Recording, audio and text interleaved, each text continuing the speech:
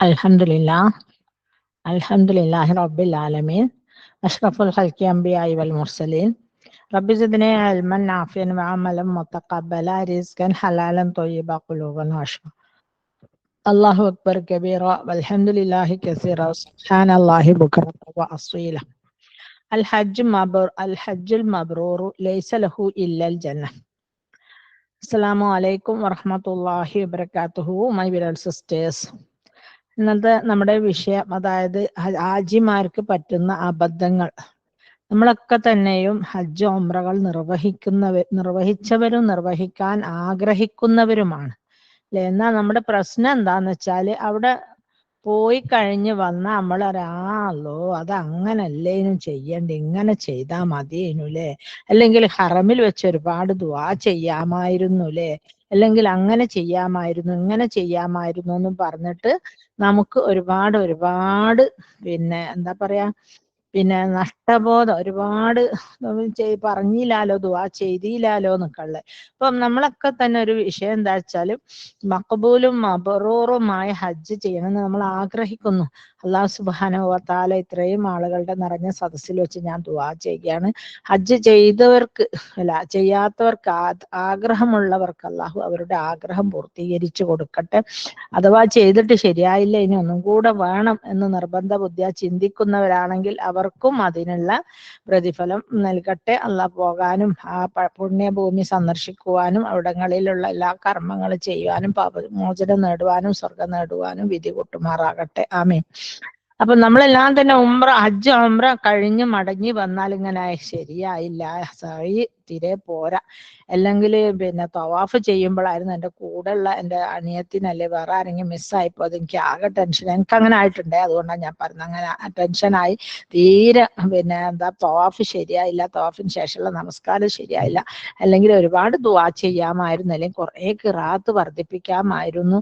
അങ്ങനെയുള്ള പല ചിന്തകളെയും നമ്മളെ ഇറിഗേറ്റ് ചെയ്തുകൊണ്ടേ നിൽക്കും അല്ലെ. ഹജ്ജ് കഴിഞ്ഞ് മടങ്ങി വന്നാൽ എല്ലാവരോടും ചോദിച്ചു നോക്കി, എല്ലാവരും പറയൂലേ. അപ്പം ആ അബദ്ധങ്ങളൊക്കെ, മിസ്റ്റേക്സ് ഒക്കെ ഒന്ന് ഇല്ലാതാക്കിയിട്ട് നമുക്ക് റാഹത്തായിട്ട് ഹജ്ജ് ചെയ്യാനുള്ള ഒരു തൗഫീഖ് ഉണ്ടാവാൻ, ഒന്ന് അറിഞ്ഞിട്ട് ഈ വിഷയങ്ങളെ കുറിച്ചിട്ട് നമ്മളൊന്ന് അറിഞ്ഞുകൊണ്ട് ഹജ്ജിന് പോകുന്നത് വളരെ നന്നായിരിക്കും അല്ലെ. അതുകൊണ്ടാണ് ഞാൻ ഇന്ന് ഈ വിഷയം തന്നെ ചൂസ് ചെയ്തിട്ടുള്ളതും. അൽഹംദുലില്ലാ. ഒരു മിനിറ്റ്.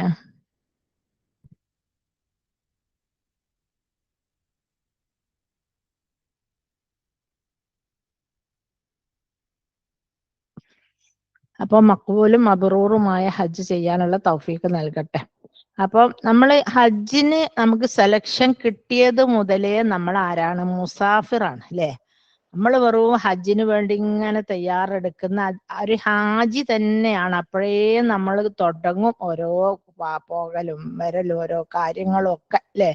അപ്പൊ ആ ഒരു സംഭവം തുടങ്ങുന്നത് മുതൽ തന്നെ നമ്മള്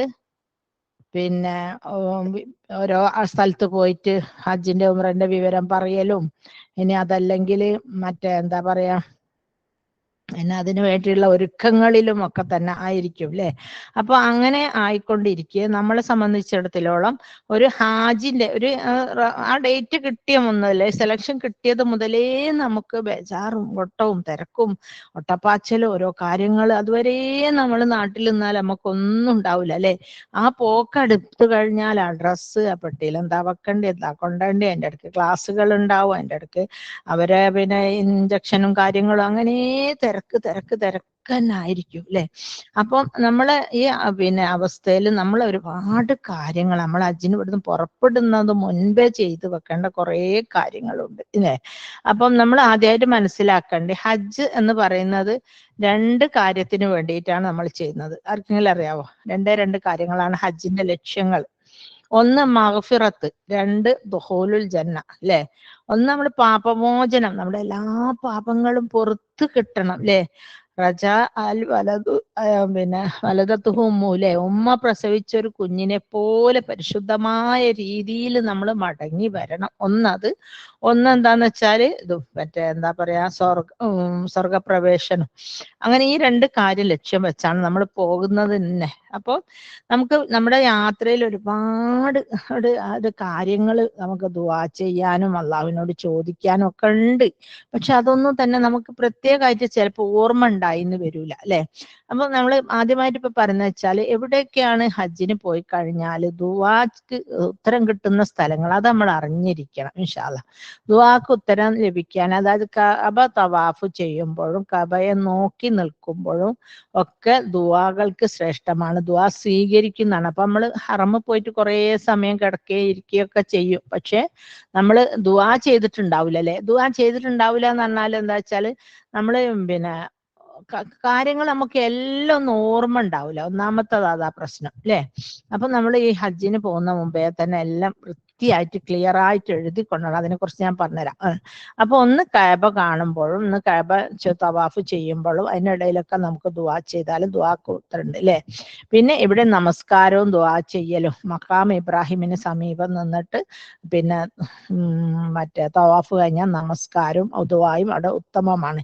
പിന്നെ സംസം വെള്ളം കുടിക്കുമ്പോഴുള്ള ദുആ അതിന് വിശദമായിട്ടൊരു ക്ലാസ് തന്നെ ഞാൻ എടുത്തിട്ടുണ്ട്. അത് ഇൻഷാ അല്ലാഹ് അതിന്റെ വീഡിയോ വേണമെങ്കിൽ സെൻഡ് ചെയ്തുതരാം. ഏതെല്ലാം രീതിയിൽ സംസം വെള്ളം കുടിക്കുമ്പോൾ നമുക്ക് ദുആ ചെയ്യാന്നുള്ളത് അല്ലെ. 4 സഫയും മർവയുടെയും മുകളിൽ നിൽക്കുമ്പോൾ ദുആ ചെയ്യൽ സുന്നത്താണ്. ഇപ്പൊ നമ്മള് സാധാരണ സായി നടക്കുമ്പോഴാണ് സഫന്റെയും മർവന്റെയും ഒക്കെ മുകളിലെത്തുക. അല്ലാത്തപ്പോൾ നമ്മൾ അതിനായിട്ട് പോകുന്നില്ല. പക്ഷെ നമുക്ക് അതിനു വേണ്ടി തന്നെ പോയിട്ട് ആളൊഴിഞ്ഞ സമയത്ത് അവിടെ പോയിരുന്ന് കൈകൾ ഉയർത്തി കൈകൾ ഉയർത്തിക്കൊണ്ട് ദുആ ചെയ്യാം അല്ലെ. അള്ളാഹുവിലേക്ക് എല്ലാ കാര്യങ്ങളും അർപ്പിച്ചുകൊണ്ട് ഇതുപോലെ പിന്നെ ദുആന്റെ പിന്നെ നോട്ട്സും അല്ല ഒരു കാർഡുമായിട്ട് പോയി കഴിഞ്ഞാൽ അത് നോക്കിയിട്ട് നമുക്ക് എല്ലാ കാര്യങ്ങളും അള്ളാഹുവിനോട് ദുആ ചെയ്യാം അല്ലെ. സഫാ കുന്നിലും മർവ കുന്നിലും അറഫാ ദിനത്തിലെ പിന്നെ അറഫാ ദിനത്തിലെ ദുആ ഏറ്റവും ശ്രേഷ്ഠമാണ്. അറഫ എന്ന് പറയുന്നത് ഒരു ദിവസം മുഴുവനും ദുആ ആണ് അല്ലെ. അറഫ എന്ന് പറയുന്നത് രാവിലെ ഒരു 6 മണിക്ക് 7 മണിക്കേറ്റ് നമ്മൾ അവിടെ എത്തിക്കഴിഞ്ഞാൽ മഗ്‌രിബ് സമയത്താണ് പിന്നെ അവിടുന്ന് തിരിച്ചു പോരുക. പക്ഷെ ആ തിരിച്ചു വരുമ്പോൾ മഗ്‌രിബ് നിസ്കരിക്കാണ്ടാ വരിക. ആ സമയത്തും കൂടി ദുആ ചെയ്ത് ചിലപ്പോൾ നമുക്ക് മടുത്തു പോകും. അത്രയും ദുആകൾ ചെയ്യും. അപ്പൊ പിന്നെ റൗള ഷെരീഫ് അല്ലേ. റൗള ഷെരീഫ് കാണാൻ പോയാൽ എൻ്റെ വീടും മെമ്പറിന്റെ ഇടയിലുള്ള സ്ഥലം പച്ച സ്ഥലം ഉണ്ടല്ലോ അവിടെ വെച്ചിട്ടും ദുആ ചെയ്യാം. പിന്നെ ലോകത്തിലെ ഏറ്റവും ശ്രേഷ്ഠമായ പള്ളിയിലെ ദുആക്ക് ഏറ്റവും ഉത്തമമായ പള്ളി മസ്ജിദുൽ ഹറമാണ്. അത് കഴിഞ്ഞ മസ്ജിദുൽ പിന്നെ നബവിയിൽ വെച്ചിട്ടുള്ള ദുആയും സ്വീകാര്യമാണെന്ന് പറയപ്പെടുന്നു. ഇൻഷാ അല്ലാഹ് ബില്ലാഹി തൗഫീഖ്. അപ്പൊ അങ്ങനെയൊക്കെ ദുആ ചെയ്യാം അല്ലെ. ഇത്രയും സ്ഥലങ്ങളിലൊക്കെ ദുആക്ക് ഉത്തരം കിട്ടുന്നു. പിന്നെ ഉണ്ട് കേട്ടോ, അത്ര ഒന്നല്ല, ഇനിയും കുറേ ഉണ്ട്. ഞാൻ പിന്നെ സമയപരിമിതി മൂലം പിന്നെ ഒന്ന് ഷോർട്ട് ചെയ്തതാ. അപ്പൊ നമ്മൾ എന്താ ചെയ്യണമെന്ന് വെച്ചാൽ നാട്ടിൽ നിന്ന് പുറപ്പെടുന്ന മുമ്പേ തന്നെ ഒന്നൊക്കെ ഫോണിൽ എഴുതാൻ അറിയുന്നവർക്ക് ഇംഗ്ലീഷിലും മലയാളത്തിലൊക്കെ എഴുതാൻ അറിയുന്നവരുണ്ടാവും. അങ്ങനെയുള്ളവർ അങ്ങനെ എഴുതുക. അഥവാ അത് അറിയില്ല, ആ ടെക്നിക്സ് ഒന്നും ടെലിഫോൺ മെക്കാനിസം അറിയാത്തവരുണ്ടെങ്കിൽ എന്ത് ചെയ്യാന്ന് വെച്ചാൽ ഒരു ലെറ്റർ നമ്മൾ കല്യാണത്തിനൊക്കെ പോകുമ്പോൾ കല്യാണത്തിന് കിട്ടുന്ന ഇൻവിറ്റേഷൻ കാർഡ് ഉണ്ടല്ലോ, അതിന്റെ ഒരു സൈഡ് ഒട്ടിച്ചാള പേജ് വെള്ള പേപ്പർ ഒട്ടിക്കാൻ മറ്റേ സൈഡും ഒരു ഭാഗത്ത് നമ്മളെ കുട്ടികളെ സംബന്ധിക്കുന്ന ദുആകളെല്ലാം എഴുതി വെക്കുക. അപ്പൊ നിങ്ങൾ വിചാരിക്കുന്നുണ്ട് എനിക്ക് എന്താ ഇപ്പൊ പറയാനുള്ളതാണ്, വീടൊന്ന് ശരിയാക്കണം, മോളെ കല്യാണം ഒന്ന് കഴിക്കണം, ഒക്കെ കോളേജിൽ നല്ല സീറ്റ് കിട്ടണം, അത് മാത്രമല്ല സംഭവം. അതൊന്നല്ല, നമുക്ക് ഒരുപാട് കാര്യങ്ങളൊക്കെ നമുക്ക് ചെയ്യാനുണ്ട് അല്ലെ, ദുആ ചെയ്യാനുണ്ട്. ആ കാര്യങ്ങളൊക്കെ നമ്മൾ ഒന്ന് 1 by 1 ആയിട്ട് ഒരു സിമ്പിൾ എക്സാമ്പിൾ ഞാൻ പറഞ്ഞുതരാം. Each and everything should be mention to Allah. എല്ലാ കാര്യങ്ങളും അള്ളാഹിനോട് പറയണം. ഡോണ്ട് മിസ് ഔട്ട് എനിത്തി, ഒരു കാര്യവും വിട്ടുപോകാത്ത രീതിയിൽ. അപ്പൊ നിങ്ങൾ ഈ കാർഡ് വേണമെങ്കിൽ ഫ്രിഡ്ജിന്റെ മുകളിലൊക്കെ വെച്ചാൽ ഇതിങ്ങനെ വലിയ പിന്നെ എസ്സേ ക്വസ്റ്റ്യൻ ആൻസർ ആയിട്ടൊന്നും എഴുതണ്ട. നിങ്ങൾ ചെറിയ ചെറിയ കാര്യങ്ങൾ ഉദാഹരണമായിട്ട് ഞാൻ പറയാണ്, നിങ്ങൾ ഹസ്ബൻഡിന് ഭയങ്കര ദേഷ്യം, എന്ത് കൊണ്ടുപോയി കൊടുത്താലും ചീത്ത അറിഞ്ഞിട്ടല്ലാണ്ട് വാങ്ങി കുടിക്കൂല, അത് ആക്കൂല, അങ്ങനെ ഒരു നന്ദിയില്ലാത്തൊരു മനുഷ്യനാന്ന് വിചാരിച്ചോളൂ. അപ്പൊ നിങ്ങൾക്ക് അത് പറയാം. അല്ലെങ്കിൽ മദറിനിലോ എത്ര ഭക്ഷണം ഉണ്ടാക്കി കൊടുത്താലും വരുന്നവരോടൊക്കെ പറയും ഇവക്ക് ഒന്നും അറിയില്ല, ഇവള് പണിയെടുക്കൂല, അങ്ങനെ ആ സ്ത്രീയുടെ ഒരു നന്ദികേട് അത് നമുക്ക് പറയാം. ഇനി അതല്ല നമ്മളെ ബാക്കിലെ മതിൽ പൊളിഞ്ഞിട്ടുണ്ട്, അതിലൂടെ നായ് ശല്യം ആരെങ്കിലുമൊക്കെ കയറുന്നുണ്ട്, പഠിച്ചോനെ ആ മതിലൊന്ന് ഒന്ന് നന്നാക്കാനുള്ള എല്ലാത്തിനും എല്ലാ കാര്യങ്ങൾക്കും തൗഫീഖ് അള്ളാഹുവിൽ നിന്ന് തന്നെ കിട്ടണമല്ലോ. അപ്പൊ നമുക്ക് ആ കാര്യവും അള്ളാഹുവിനോട് പറയാം അല്ലെ. പിന്നെ വേറെ എന്താ വെച്ചാല്, ഇനി ബെഡിൽ മൂത്രം ഒഴിക്കുന്ന കുട്ടികളുണ്ടെങ്കിൽ അവരെ കുറിച്ച് പറയാം. അല്ലെങ്കിൽ ഇനി ഹസ്ബൻഡ് ഇല്ലാത്ത സമയത്ത് നമ്മളെ ഫോണിൽ ആരെങ്കിലും വിളിച്ച് ശല്യം ചെയ്യുക, അങ്ങനത്തെ ഒക്കെ ടൈപ്പ് ആൾക്കാരുണ്ടല്ലോ. അപ്പൊ ആ ശല്യം നീ ഒന്ന് ബോധപൂർവം മാറ്റി തരണേ റബ്ബേ. ഞാനതിപ്പോ പറഞ്ഞ അത് വിഷയാവും, പ്രശ്നമാവും. അപ്പൊ അതുകൊണ്ട് ഞാൻ ആരോട് പറഞ്ഞിട്ടില്ല റബ്ബേ. അള്ളാഹുവിന്റെ ലോക്കറിൽ എല്ലാ സ്വകാര്യതകളും ലോക്കറിൽ സേഫ് ആണല്ലോ. അള്ളാഹു ആരോട് പറയില്ലല്ലോ റബ്ബേ. ഇനി അത് എന്തെങ്കിലും മാറ്റി തന്നെ. അതുപോലെ നിസാര കാര്യങ്ങൾ പോലും പറയാൻ നമ്മൾ വിട്ടുപോകരുത്, എല്ലാം നമ്മൾ പറയണം അല്ലെ. അപ്പൊ നിങ്ങൾ ചോദിക്കും, ഇതൊക്കെ ഭൂമിയിലെ ദുനിയാവിലെ കാര്യങ്ങൾ മാത്രം പറഞ്ഞാൽ മതിയോ, നമുക്ക് ആഖിറമില്ലേ എന്നൊരു ചോദ്യം നിങ്ങളിൽ നിന്ന് ഉണ്ടായേക്കാം. അപ്പൊ ആഖിറത്തിലെ കാര്യങ്ങൾ നമ്മളെ ഓൾറെഡി നമ്മൾ ചോദിക്കും അല്ലെ. സ്വർഗം തരണേ, നമുക്ക് അതാക്കണേ ഇതാക്കളെ, നമ്മൾ മാതാപിതാക്കളെ മരിച്ചു പോയതാണെങ്കിൽ അവർക്ക് കൊടുക്കണേ, ജന്നത്തുൽ ഫിർദൗസിൽ ഉന്നത സ്ഥാനം തരണേ, ഖബർ വിശാലമാക്കണേ, പിന്നെ അങ്ങനെ കണ്ട ഒരുപാട് കാര്യങ്ങൾ നമ്മൾ ദുആ ചെയ്യുന്നുണ്ടല്ലോ. അതൊക്കെ ഓതന്റിസിറ്റി ഉള്ള ദുആകളിലെ പുസ്തകങ്ങളിലെ ദുആകൾ തന്നെ നമ്മളിങ്ങനെ ബുക്കുകൾ കൊണ്ടുപോകണം കേട്ടോ. ദുആ ബുക്കുകൾ കൊണ്ടുപോയിട്ട് അത് നോക്കി ദുആ ചെയ്യുന്നുണ്ടല്ലോ. അതുകൊണ്ടാണ് അത് ഞാൻ പ്രത്യേകം പറയാത്തത് അല്ലെ. ഒരു കാർഡിൽ നമ്മുടെ ഫാമിലി മാറ്റേഴ്സ് മാത്രം എഴുതാം, ഞാനും എൻ്റെ കുടുംബവും അടങ്ങുന്ന. ഇപ്പൊ ഉദാഹരണമായിട്ട് ഞാൻ പറഞ്ഞില്ല, ഭർത്താവിന്റെ സ്വഭാവക്കേട് ഉണ്ടെങ്കിൽ അത് ഇനിയിപ്പോ ഇത്ര ശമ്പളം കിട്ടിയിട്ട് നമ്മളെ വീട്ടിലൊരു ബർക്കത്തില്ല റബ്ബേ, ശമ്പളത്തിന് ഒരു ബർക്കത്ത് തരണം. അതുപോലെ എനിക്ക് സമയം അടുക്കളയിലെ പണി തീർത്തിട്ട് ഒരു സമയമില്ല റബ്ബേ, അടുക്കളയിലെ പണിക്ക് ഒരാൾ, അങ്ങനെ എല്ലാ കാര്യങ്ങളും ഈച്ച് ആൻഡ് എവരിത്തിങ് നമുക്ക് പറയാം അല്ലെ. അതുപോലെ പിന്നെ ഇനി പുറത്തുള്ള ഔട്ട്സൈഡേഴ്സിന്റെ ദുആ പറയുകയാണെങ്കിൽ ഓരോരുത്തരെ പേര് എഴുതിയിട്ട് അവരെന്തെങ്കിലും മാറ്റേഴ്സ് പ്രത്യേകം എടുത്ത്, ഒരു ക്യാൻസർ പേഷ്യന്റ് ആണെങ്കിൽ ഇന്ന ആളാ സലീമ, അവരെ ക്യാൻസർ അസുഖത്തിനെ കുറിച്ച്, അല്ലെങ്കിൽ വേറൊരാൾ നമ്മളെ കിണറുണ്ട് ഇടിഞ്ഞു പോയിക്കുന്ന, അതിന് നന്നാക്കാൻ ഒരു പൈസ നിങ്ങളൊന്ന് ദുആ ചെയ്യണം, അങ്ങനെ എന്തെങ്കിലുമൊക്കെ നിസ്സാര കാര്യങ്ങളായിരിക്കാം ചിലപ്പോൾ. ഞാൻ പേരെടുത്ത് പറഞ്ഞവരുണ്ടായി, പേരെടുത്ത് പറയാം, അങ്ങനെ ദുആ ചെയ്യുക. അല്ലെങ്കിൽ എന്നോട് പറഞ്ഞവരെ കാര്യങ്ങളോ റബ്ബെ എനിക്ക് മറന്നു പോയ അർച്ചോനെ, നിനക്ക് മറവിയില്ലാലോ റബ്ബെ, എന്നെ മറന്നു പോയവരുടെ കാര്യങ്ങളും നീ സലാമത്താക്കി കൊടുക്കണം, അവരെ ആവശ്യങ്ങളും നീ ആ ദുആ ചെയ്യുന്നതോട് കൂടി പിന്നെ അവർക്ക് ആ കാര്യം സിദ്ധിക്കുമ്പോൾ നമുക്കും പ്രതിഫലം നിൽക്കും. ചിലരൊക്കെ ചോദിക്കും, എന്തിനാ ഇപ്പൊ അങ്ങനെയൊക്കെ പറയുന്ന ആൾക്കാരെ ദുആകൾ. നബി സല്ലല്ലാഹു അലൈഹി വസല്ലമ ഹജ്ജിന് പോകുന്നവരോട് നബി സല്ലല്ലാഹു അലൈഹി വസല്ലമക്ക് വേണ്ടി ദുആ ചെയ്യാൻ പറഞ്ഞിട്ടുണ്ട്. അപ്പൊ അതുപോലെ നമ്മൾ പറഞ്ഞാല് അവർക്ക് എന്ത് കിട്ടിയാലും എന്താ, നമുക്ക് അതിന്റെ ഒരു ഷെയർ നമുക്കും കൂലി കിട്ടും അല്ലെ. ഇപ്പൊ ഒരാൾ കുട്ടികളിലായിട്ട്, ഇപ്പൊ ഞാൻ ആദ്യത്തെ പ്രാവശ്യം ഹജ്ജിനായി ഞാൻ അങ്ങനെ ആലോചിച്ചിട്ടൊന്നുമില്ല, ഞാൻ പറഞ്ഞു. പക്ഷെ നാട്ടിൽ തിരിച്ചെത്തിയപ്പോ രണ്ടേട്ടത്തി അനിയത്തിമാര് പറഞ്ഞു, ഞങ്ങൾ പോയ പാടമ്മ കുറച്ച് ദിവസങ്ങൾ ദുആ അല്ലാഹ് സ്വീകരിച്ച്. അപ്പൊ ഞാൻ ഞാൻ പറഞ്ഞത് അല്ലാഹ് കേട്ടോ, ഞാൻ എഴുതി കൊണ്ടുപോയിട്ട് പറഞ്ഞതാണ്. പക്ഷെ ചിലപ്പോ നമ്മൾ അങ്ങനെ ആണല്ലോ, അന്തം വിട്ടു, അള്ളാഹു ഇത് കേട്ടോ എന്ന് വിചാരിക്കും. അപ്പൊ അങ്ങനെ, അപ്പൊ നമ്മൾ എല്ലാ വിഷയം പേരെടുത്ത് പറയാൻ പറഞ്ഞ പേരെടുത്ത് പറയാ, അല്ലാത്തത് നമ്മൾ പറയാൻ പറഞ്ഞത് നമ്മൾ എല്ലാത്ത രീതിയിലും പറയാം അല്ലെ. അപ്പൊ ഈ കാർഡ്ബോർഡ് എടുക്കണമെന്ന് പ്രത്യേകം പറയാൻ കാരണം എന്താ വെച്ചാല്, നിങ്ങൾ വേറെ കടലാസിൽ എഴുതിയാണെങ്കിൽ ഒരു 3-4 പ്രാവശ്യം ബാഗിൽ കടലാസ് എടുത്തും വെച്ചും കഴിക്കുമ്പോൾ 40 ദിവസമൊക്കെ ആകുമ്പോഴത്തേന് അതെല്ലാം കൂടി ചുരുണ്ടി മടങ്ങി യാതൊരു ഇതും ഉണ്ടാവില്ല, നമുക്ക് എന്താ എഴുതിയെന്ന് തന്നെ മനസ്സിലാവില്ല. അപ്പൊ ഈ കാർഡ് ആവുമ്പോൾ നമ്മൾ ചിലപ്പോ ഒക്കെ ബാഗ് മാറ്റി പിടിച്ചിട്ടായിരിക്കല്ലോ പല സ്ഥലങ്ങളിൽ പോവുക. അപ്പൊ ഈ കാർഡാകുമ്പോൾ ബാഗ് മാറ്റിയിട്ടാലും നമുക്ക് എന്ത് ചെയ്യാൻ പറ്റും, പിന്നെ ഒന്നും ആയിപ്പോവില്ല. മാത്രമല്ല ഈ കാർഡ് നാട്ടിലെത്തിക്കഴിഞ്ഞാലും നമ്മൾ അത് സൂക്ഷിക്കണം. വാട്ട് ഫോർ, എന്തിനാണെന്നറിയാം നിങ്ങൾക്കത്, നമ്മൾ 10-15 കൊല്ലം കഴിഞ്ഞിട്ട് ആ കാർഡ് എടുത്ത് വായിച്ചു. ഞാൻ എൻ്റെ കാർഡ് ഇപ്പോഴും ഉണ്ട്, ഞാൻ ഹജ്ജിനും ഉംറയ്ക്കൊക്കെ പോയത്. ആ കാർഡ് എടുത്ത് നോക്കും, എന്തൊരു സന്തോഷം. ഒരുപാട് കാര്യങ്ങൾ നടന്നിട്ടുണ്ടാവും, പക്ഷെ ചില കാര്യങ്ങൾ നടക്കൂല. ആ കാര്യം നടക്കാത്തതിന് കാര്യങ്ങൾക്ക് അറിയാലോ അല്ലെ. അള്ളാഹു നമുക്ക് സ്വർഗത്തിലേക്ക് പ്രതിഫലത്തിന് വേണ്ടിയിട്ട് മാറ്റിയിട്ടതായിരിക്കും. അത് നമുക്ക് വാശി പിടിച്ച് വാങ്ങാനൊന്നും അതിന്റെ കാര്യമില്ല. അള്ളാഹു ഹൈറായത് നമുക്ക് എന്തായാലും തരും അല്ലെ. അള്ളാഹുവിനേക്കാൾ ഹൈറുറാസിക്കിൻ വേറെ ഇല്ല. അന്നത്തെ ഹൈറുറാസിക്കിൻ ആണ് അള്ളാഹു. അള്ളാഹു തരുന്നതിനേക്കാളും മഹത്തരമായത് വേറെ ഒരാളും തരൂല. അതുകൊണ്ട് അപ്പൊ നമുക്ക് അങ്ങനെ വിചാരിക്കാം.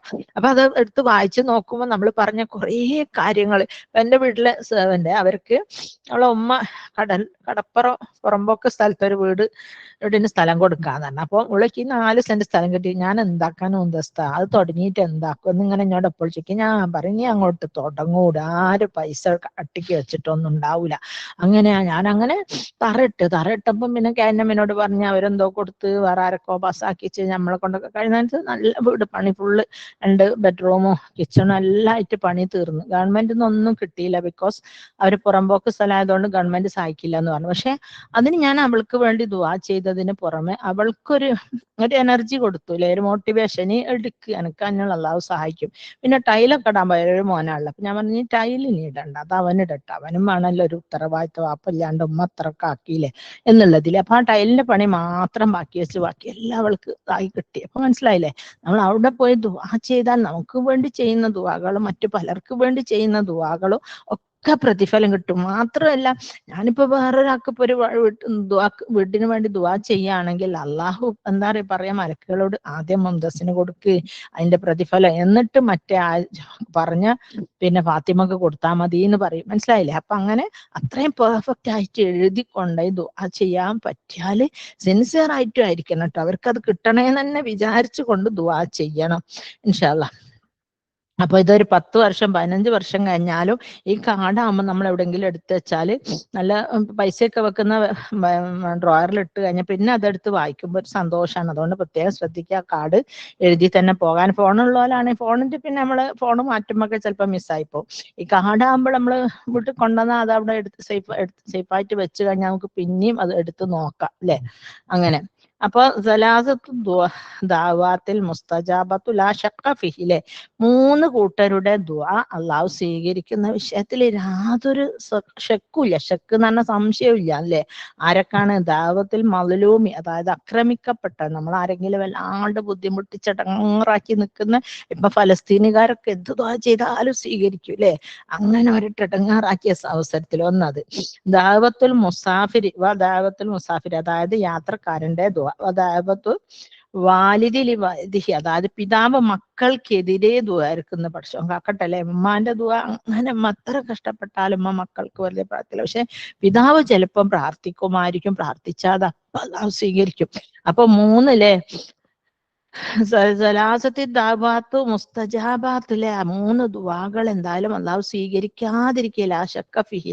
അപ്പൊ അതിലൊരു കൂട്ടരാണ് നമ്മൾ വീട്ടിൽ നിന്ന് ഇറങ്ങിയല്ല, നമുക്ക് ഹജ്ജിന്റെ സെലക്ഷൻ കിട്ടിയത് മുതൽ തന്നെ നമ്മളൊരു പിന്നെ മുസാഫിറാണ്. അപ്പൊ നമ്മളെ ദുആ അള്ളാഹു സ്വീകരിക്കും. അപ്പോഴേ നമ്മൾ ഓട്ടപ്പാച്ചിലല്ലേ, എല്ലാ കുടുംബക്കാരോടും പോയി പറയണോ, അല്ലെങ്കിൽ ഫോൺ ചെയ്ത് പറയണോ, അല്ലെങ്കിൽ രോഗികളായി കിടക്കുന്നെങ്കിൽ അവരെ പോയി കാണണോ അല്ലെ. അതിന്റെ ഇടയ്ക്ക് നമ്മൾ വന്ന് എന്തെങ്കിലുമൊക്കെ പെട്ടിയിലൊക്കെ അയൺ ചെയ്തുണ്ടാക്കിയൊക്കെ ചുരിദാറും മാക്സിയൊക്കെ വെക്കാന്ന് വിചാരിക്കുമ്പത്തിന് ആരെങ്കിലും കയറി വരുമോ, അവരോട് വർത്താനം പറയണം. ഇങ്ങനെ ഭയങ്കര ബിസിയാണ്, പല കാര്യങ്ങളും ചെയ്തു വെക്കാനുണ്ടാവില്ലേ. പെണ്ണുങ്ങളാവുമ്പോൾ അരി പൊടിപ്പിച്ച് മുളക് പൊടിപ്പിച്ച് വീട്ടിലാരെങ്കിലും ഉണ്ടെങ്കിൽ അവർക്ക് വേണ്ട ഭക്ഷണ സാധനങ്ങളൊക്കെ സെറ്റ് ചെയ്യണം അല്ലെ.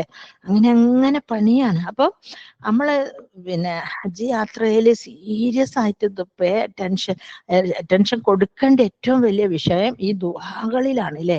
നമ്മൾക്കൊരു സ്വഭാവമുണ്ട്, നമ്മളെല്ലാ ദുആകളും വേറെ ആരടുത്തോ കൊടുത്ത് പാർസലാക്കിയിട്ട് അള്ളാന്റെ അടുത്തേക്ക് കയറ്റിയാക്കും. നമ്മൾ അവിടെ എത്തിയാലോ നമ്മളിട്ട് ദുആ ചെയ്യേയില്ല അല്ലെ. നമുക്ക് അങ്ങനെ ഒരു ദൂഷ്യ ഒരു രോഗമുണ്ട്. അപ്പൊ അതുകൊണ്ട് അത് മാറ്റണം. നമ്മളെ ദുആകളൊക്കെ നമ്മൾ തന്നെ മാക്സിമം അള്ളഹാനോട് കരഞ്ഞിട്ടും പറയുക. പിന്നെ സന്തോഷമുള്ള കാര്യങ്ങൾ അതും പറയാ. പഠിച്ചോനെ ഞാൻ ഇവിടെ എത്തിയില്ലേ, കഅബ കണ്ട പാട് ഭയങ്കര സന്തോഷം വരും. കഅബ സന്തോഷം കൊണ്ട് ആനന്ദാശ്രുക്കൾ പൊഴിക്കുക. ശരിക്കും ഞാൻ ആദ്യത്തെ പ്രാവശ്യം കഅബ കണ്ടപ്പോ ഞാൻ ഉള്ളിലൊക്കെ നോക്കും, പഠിച്ചോനെ ഇത് ഞാൻ തന്നെ ആണോ, ഇവിടെ എത്തിയോ എന്നൊക്കെ വിചാരിച്ചിട്ട് അത്രക്കൊരു സന്തോഷവും ദുഃഖം എന്താന്ന് പറഞ്ഞറിയിക്കാൻ പറ്റാത്തൊരു വികാരം. അപ്പൊ അതുകൊണ്ട് നമ്മള് പിന്നെ സീരിയസ് ആയിട്ട് തന്നെ എല്ലാ കാര്യങ്ങളും അള്ളാഹുവിന്റെ അടുത്ത് എത്തിയ ചാൻസിൽ ഒരിക്കലും ഒരു കാര്യം നമ്മൾ വിട്ടു പോകരുത് അല്ലേ. മാക്കീനുൽ മുസ്തജാബ ദുആ, ചില സ്ഥലങ്ങളിൽ ഞാനിപ്പം മേൽപ്പറഞ്ഞ ദുആകളിലെ സ്ഥലങ്ങളിൽ വെച്ചുള്ള ദുആ അള്ളാഹു ശരിക്കും സ്വീകരിക്കും. അപ്പൊ അതുകൊണ്ട് തന്നെ നിങ്ങൾ എല്ലാ സമയം ഹറമിലേക്ക് വരുമ്പോഴും ഈ കാർഡ് എടുക്കാൻ മറന്നു പോകരുത്. ആ കാർഡ് അത് വെച്ചാൽ ഇൻവിറ്റേഷൻ കാർഡ് തന്നെ ഏറ്റവും ബെസ്റ്റ്. അതിലൊരു ഭാഗത്ത് നമ്മുടെ കാര്യങ്ങളും ഒരു ഭാഗത്ത് പിന്നെ മറ്റുള്ള, അത് ഞാൻ പറഞ്ഞില്ല എസ് എഴുതും പോലെ ഒന്നും എഴുതണ്ട. കുറച്ച് ഇപ്പൊ എൻ്റെ അടുത്ത വീട്ടിലെ നെയ്ബറാണ് ഫാത്തിമ പറഞ്ഞു, അവരെ മോളെ കല്യാണക്കാരി. അപ്പൊ നെയ്ബർ ഫാത്തിമ മാരേജ് അങ്ങനെ അങ്ങനെ സിമ്പിൾ ആയിട്ട് എഴുതി വെച്ചാൽ മതി. അപ്പൊ നമുക്ക് അവിടെ പോയാൽ കുറേ പ്രാവശ്യം ദുആ ചെയ്യാനുള്ള അവസരം കിട്ടും. ഇനി അഥവാ ഫാത്തിമന്റെ മോളെ വിവാഹം നടന്നില്ലെങ്കിലും ആ പ്രതിഫലം നമുക്ക് കിട്ടിക്കൊണ്ടേ ഇരിക്കും അല്ലെ. അപ്പൊ പിന്നെ 2 ഒഴിവ് സമയങ്ങളിൽ സഫ മർവ കുന്നുകളിൽ പോയിരുന്നിട്ട് നമുക്ക് ദുആ ചെയ്യാം അല്ലെ. അത് നമുക്ക് അറിയില്ല, നമ്മൾ വിചാരിക്കും സഫയിലും മർവയിലും സായി ചെയ്യുമ്പോഴല്ലേ പോലെ, പിന്നെ എന്തിനാ പോണത് അങ്ങനെ വിചാരിക്കും. അപ്പൊ അതുകൊണ്ട് ഒഴിവ് സമയങ്ങളിൽ നമുക്ക് അവിടെ പോയി ഇരുന്നിട്ട് ദുആ ചെയ്യാൻ പറ്റും എന്നുള്ളത് നിങ്ങൾക്ക് അറിയോന്ന് അറിയില്ല. അങ്ങനെ ചെയ്യാം കേട്ടോ. സഫ ആണോ മറവ ആണോ, നമ്മൾ താമസിക്കുന്ന ഹോട്ടലിന്റെ അടുത്ത് ഏതെങ്കിലും ഒന്നുണ്ടാവും നമുക്ക് തൊട്ടടുത്തായിട്ട് തന്നെ. അപ്പൊ ഒഴിവ് സമയങ്ങളിൽ അവിടെ പോയിരുന്ന് കൈകൾ ഉയർത്തി നമുക്ക് ആത്മാർത്ഥമായിട്ട് ദുആ ചെയ്യാം അല്ലെ. പിന്നെ തഹജ്ജുദ് സമയത്തിന് അവിടെ ബാങ്ക് ഉണ്ടല്ലോ ഹജ്ജിന് പോണവർക്ക്. അപ്പൊ ബാങ്കിന്റെ മുമ്പ് അരമണിക്കൂർ മുമ്പേ പോയാൽ ഇന്ന് തിക്കും തിരക്കൊക്കെ കുറയും അല്ലെ. ലിഫ്റ്റിലും കുറയും, വഴിയിലും കുറയും, അവിടെ പോയി നിസ്കരിക്കാൻ സ്ഥലവും കിട്ടും. അപ്പൊ ആ സമയത്ത് നമ്മൾ അങ്ങോട്ട് എത്തുമ്പോ എന്താണ് എൻസിലു തബാറക്കല്ലാഹു തആല ഇലസ്സമാഇ ദുനിയ, പിന്നെ അതായത് അള്ളാഹു ആകാശ ലോകത്ത് നിന്ന് താഴത്തേക്ക് ഇറങ്ങി വന്നിട്ട് ചോദിക്കും, മൻ യദ്ഊനി, ആരെന്നോട് പ്രാർത്ഥിക്കുന്നു അവന് ഞാൻ അത് കൊടുക്കും അല്ലെ. മൻ യസ്അലൂനി, ഞാൻ ആരോ എന്നോട് ചോദിച്ച കാര്യങ്ങൾ അവന് ചെയ്തു കൊടുക്കും. മൻ യസ്തഗ്ഫിറൂനി, ആരെന്നോട് പാപമോചനം തേടുന്നു അവന് പാപമോചനം നൽകും, പുറത്തു കൊടുക്കും. അപ്പൊ നമ്മൾ അവിടെ നിന്നിട്ട് നന്നായിട്ട് പാപമോചന ദുആകൾ അങ്ങനെ ബുക്ക് കൊണ്ടുപോയിട്ട് തന്നെ ദുആ ചെയ്യാം അല്ലെ. പിന്നെ തഹജ്ജുദിന്റെ ബാങ്കിന്റെ മുമ്പ് ഞാൻ പറഞ്ഞില്ലേ, ഹറം കാണുന്ന സ്ഥലത്ത് മാക്സിമം ഇരിക്കാൻ ശ്രമിക്കുക. കുറെ സ്ഥലങ്ങൾ ഹറം കാണാത്തതുകൊണ്ട് അപ്പൊ എങ്ങനെങ്കിലുമൊക്കെ തിക്കി കൊള്ളിച്ച് പോയിട്ട് ഹറം കാണുന്ന സ്ഥലങ്ങളിൽ തന്നെ ഇരിക്കാൻ ശ്രമിക്കുക അല്ലെ. പിന്നെ ഹജ്ജും ഉംറയൊക്കെ ചെയ്ത് കഴിഞ്ഞാൽ അബദ്ധങ്ങൾ ഫർള. നിങ്ങൾ വിചാരിക്കണം എനിക്ക് മാത്രമാണ്, എല്ലാവർക്കും പറ്റിയിട്ടുണ്ടാവും. എല്ലാവരും അശ്രദ്ധ കൊണ്ട് പലതും ചെയ്തിട്ടുണ്ട്. അതുകൊണ്ട് തന്നെ പിന്നെ നമ്മൾക്ക് മാക്സിമം പിന്നെ അബദ്ധങ്ങൾ പറ്റാതിരിക്കാൻ വേണ്ടിയാണ് ഞാൻ നിങ്ങളിത് പോണ മുമ്പേ തന്നെ ഇത് പിന്നെ കാണണമെന്ന് അറിയുന്നത് അല്ലേ. അപ്പം ഈ അറഫ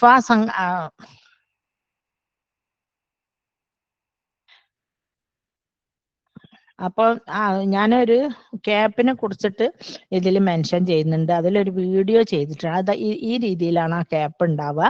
അതാണ് നമുക്ക് തല പ്രൊട്ടക്റ്റ് ചെയ്യാം, പിന്നെ മുഖത്തേക്ക് ഡയറക്റ്റ് വെയിലടിക്കുന്നതിൽ നിൽക്കാം, പൊടിപടലങ്ങൾ അസുഖങ്ങൾ മാസ്ക് ആയിട്ട് ഉപയോഗിക്കാം. ഇനി അത് വേണ്ടെങ്കിൽ റിമൂവ് ചെയ്യുകയും ചെയ്യാം. കണ്ണിലേക്ക് ഡയറക്റ്റ് വെയിലടിക്കുന്നതിന് ഇതാക്കാം. പിന്നെ ചിലർക്ക് വെയിൽ കൊണ്ടിട്ടുള്ള തലവേദന മുതലായ കാര്യങ്ങളിൽ നിന്ന് രക്ഷ നേടാം. അപ്പൊ നമ്മൾ ഇതിനൊക്കെ പോവില്ലേ, സിയാറത്തിനൊക്കെ പോകുമ്പോൾ എന്താ നിങ്ങളോട് പറയാം, നല്ല വെയിലായിരിക്കും, ഏതൊക്കെയോ സ്ഥലത്തായിരിക്കും പോവുക. അപ്പൊ ആ സ്ഥലങ്ങളിൽ നിന്നൊക്കെ പിന്നെ വെയിലിന്റെ വെയിൽ കൊണ്ട് എന്തോ ഇവിടെ ഉള്ളവർക്ക് അധികം വെയിൽ കൊള്ളാനും പറ്റൂലല്ലോ, അങ്ങനെയുണ്ടല്ലോ ഒരു പ്രശ്നം. അപ്പൊ അതുകൊണ്ട് ഈ ക്യാപ്പിനെ കുറിച്ചിട്ട് ഞാനൊരു വീഡിയോ ചെയ്തിട്ടുണ്ട്. ആ വീഡിയോ ഞാൻ അയച്ചു തരാം. പിന്നെ ഈ ക്യാപ്പ് പിന്നെ ഓൺലൈനാണ് വാങ്ങിച്ചതിന്, പല കളേഴ്സ് അവൈലബിൾ ആണ്. പിന്നെ നിങ്ങൾക്ക് വെറും തൊപ്പി മാത്രം മതിയെങ്കിൽ 4in1 ആണ്, പല രീതിയിൽ ഉപയോഗിക്കാം. തൊപ്പി മാത്രമായിട്ട് ഉപയോഗിക്കാം, മാസ്ക് ആക്കി ഉപയോഗിക്കാം, പിന്നെ മാറുമറയും, അങ്ങനെ ഒരുപാട് നല്ലൊരു സാധനമാണ്. മാത്രമല്ല നമുക്ക് മടക്കി ബാഗിൽ വെക്കുകയും ചെയ്യാം. കുട ആകുമ്പോൾ നമ്മളിങ്ങനെ പിടിച്ച് തന്നെ നടക്കണമല്ലോ, അപ്പൊ കുടനേക്കാൾ യൂസ്ഫുൾ ആണ് കുട. ചിലരൊക്കെ മറ്റേ ഗ്രൂപ്പിൽ നിന്ന് കുട കൊടുക്കുന്നുണ്ട്. അങ്ങനെ ആകുമ്പോൾ കുട പിടിക്കൽ ഒരു ലേശം ഒരു ബുദ്ധിമുട്ടാണ്. ഇതാകുമ്പോൾ ഒരു ഈസി ആയിട്ട് നടക്കാൻ പറ്റും, നമുക്ക് കയ്യിലും കാലിലും ഒന്നും പിടിക്കേണ്ട. ഓൾറെഡി ബാഗും പേപ്പേഴ്സൊക്കെ നമ്മളെ കയ്യിൽ ഉണ്ടാവുമല്ലോ, ഫോണും ഒക്കെ. അങ്ങനെ പിന്നെ ഇതാണ് കൊടന്റെ അല്ല പിന്നെ ക്യാപ്പിനെ കുറിച്ചിട്ടുള്ള ഇതിന്റെ വിവിധ ഫോട്ടോസ് ആണ് ഇത്. ഇതിൽ നമുക്ക് പല രീതിയിലും ഇത് യൂസ് ചെയ്യാൻ പറ്റുന്നുണ്ട് കേട്ടോ. പിന്നെ ഒരു ബാമിനെ കുറിച്ചിട്ട് പറഞ്ഞാണ്, അതായത് ഈ ബാം തന്നെ ഇതിന്റെ ഡ്യൂപ്ലിക്കേറ്റും കിട്ടാനുണ്ട്. കാരണം ഏതൊരാളും അവിടെ മക്കത്ത് ഹറമിൽ എത്തിക്കഴിഞ്ഞാൽ അവിടെ എത്തുമ്പോൾ പല പ്രശ്നങ്ങളാണ്. ഒന്ന് പിന്നെ കാലുവേദന, ഒരുപാട് കിലോമീറ്റേഴ്സ് നടക്കാനുള്ളത് കൊണ്ട് തന്നെ കാലുവേദന അനുഭവപ്പെടാൻ ചാൻസ് ഉണ്ട്. ഏകദേശം 10 കിലോമീറ്ററിലധികം നമ്മൾ ചെന്ന് അന്ന് നടക്കേണ്ടതായിട്ട് വരും. ഇവിടുന്ന് കോഴിക്കോട് പിന്നെ എയർപോർട്ടിൽ പിന്നെ കാറ് ഇറങ്ങി കഴിഞ്ഞാൽ എയർപോർട്ട് ഫുള്ള് നടക്കണം. അവിടെ ഒന്നും നമുക്ക് ഇരിക്കല്ല, വണ്ടിയൊന്നും ഇല്ലല്ലോ. എയർപോർട്ടിൽ നിന്ന് ഫ്ലൈറ്റ് കയറി അവിടുന്ന് വന്ന് സൗദി പിന്നെ എയർലൈൻസ് എയർപോർട്ടിൽ ഇറങ്ങി അവിടുന്ന് കുറേ അവിടുത്തെ പ്രൊസീജിയറൊക്കെ കഴിഞ്ഞ് അത് കഴിഞ്ഞ് റൂമിൽ സാധനം വെച്ച് പിന്നെ നമ്മള് പിന്നെ സൈന് അല്ല തവാഫിന് പോയി. തവാഫ് കഴിഞ്ഞ് അതെല്ലാം കൂടെ ഏകദേശം 10 കിലോമീറ്ററിന്റെ അടുത്ത് നടത്തം വരും. അപ്പൊ ഏത് നല്ല കാലുള്ളവർക്കും ഒരു കാലുവേദന ഫീൽ ചെയ്യും. അപ്പൊ അവിടെ ഒരു ഒറിജിനൽ ബാമുണ്ട്, പിന്നെ ഡ്യൂപ്ലിക്കേറ്റ് ബാമുണ്ട്. ഇതിനെ കുറിച്ചിട്ട് പിന്നെ ഞാനൊരു വീഡിയോ ചെയ്തിട്ടുണ്ട്. അത് നോക്കിയിട്ട് മെഡിക്കൽ ഷോപ്പ് തന്നെ ഈ ബാമ് വാങ്ങാൻ ശ്രദ്ധിക്കുക. പിന്നെ ഒറിജിനൽ ഡ്യൂപ്ലിക്കേറ്റിന് 5 റിയാലിറ്റി ഉള്ളൂ, മറ്റേന് 20 റിയാലിറ്റാ. പക്ഷെ നല്ല സാധനമാണ്. നമ്മൾ പോയി എവിടെയെങ്കിലും പോയി വന്ന് കാലിനിപ്പോ അസറിന് ഒരുപാട് ദൂരം നടന്ന് നമ്മൾ ഉംറ കഴിഞ്ഞ് വന്നതാണെങ്കിൽ അത് അതും തേച്ച് കാലിൽ അതും തേച്ചിട്ടൊന്ന് കിടന്ന് എണീച്ച് മരുവ് റൂമിൽ നിന്ന് നിസ്കരിച്ച് ശേഷമൊക്കെ പുറത്ത് പോകാനാകുമ്പോഴത്തേനും നമ്മുടെ കാലിന് ഒരുപാട് റിലീഫ് ആയിരിക്കും. കാലായാലും കയ്യായാലും എവിടായാലും തേക്കട്ടെ, ഇന്ന സ്ഥലത്തൊന്നൊന്നുമില്ല. ഒരിക്കലും എനിക്ക് പല്ലുവേദന ആയപ്പോൾ അതുപോലെ ഗുളിക കഴിക്കാൻ മടിച്ചിട്ട് ഒരുപാട് പെയിൻ കില്ലർ അടിക്കേണ്ടെന്ന് വിചാരിച്ച് ഞാൻ ഊനുമൽ ഇതൊന്ന് തേച്ച് നോക്കി.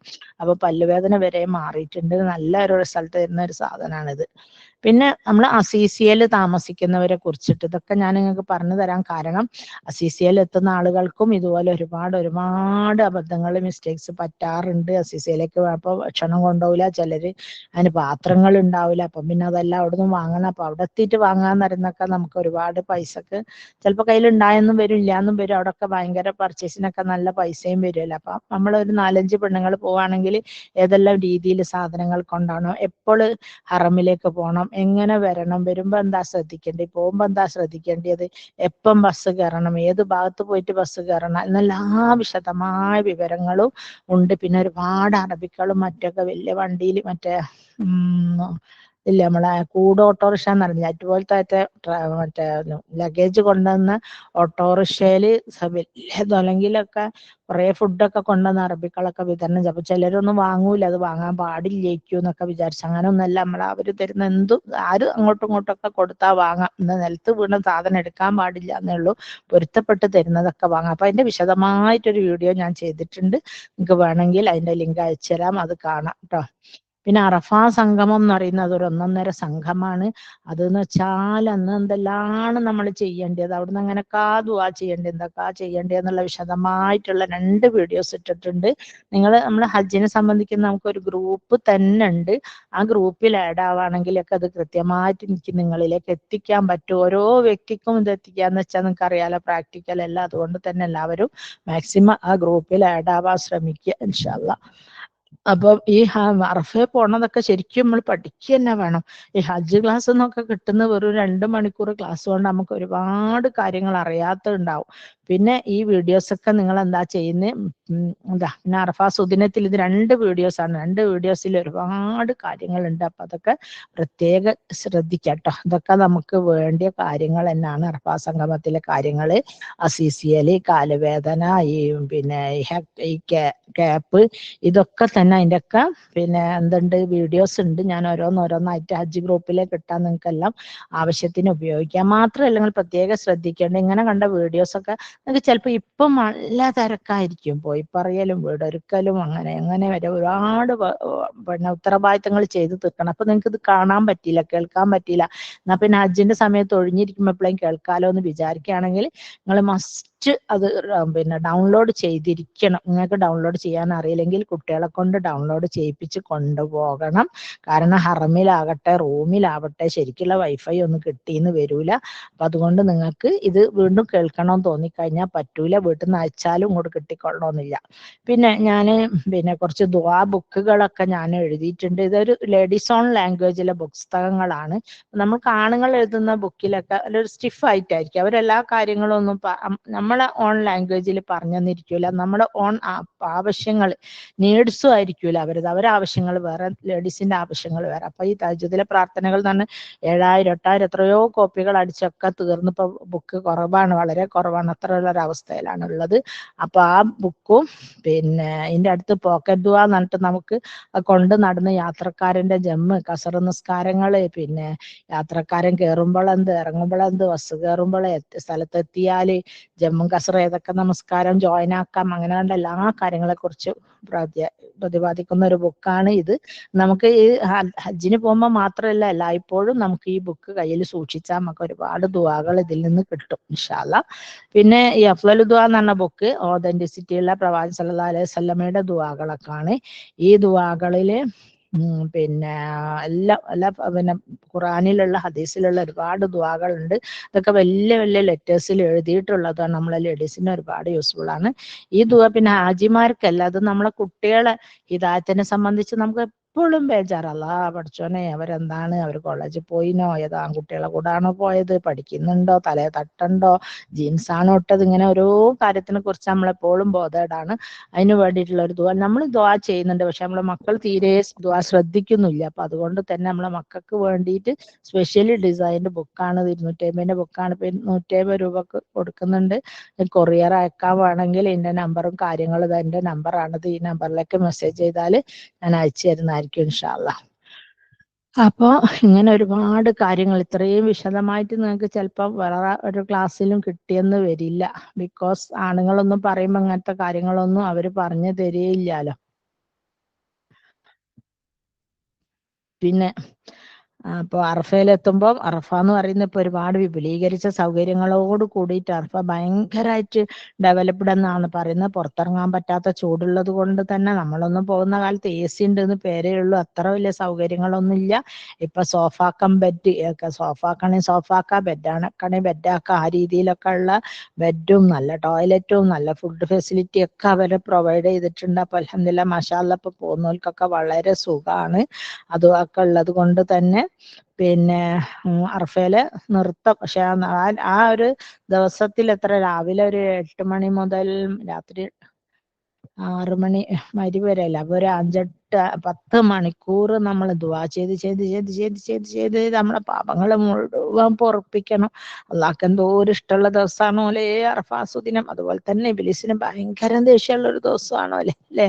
അപ്പൊ അത് അറഫാ ദിവസം ഒരിക്കലും നിങ്ങൾ നഷ്ടപ്പെടുത്തരുത്. മാത്രമല്ല ആ വീഡിയോ നിങ്ങൾ മുഴുവനായിട്ട് കേൾക്കുകയും വേണം, കാണുകയും വേണം.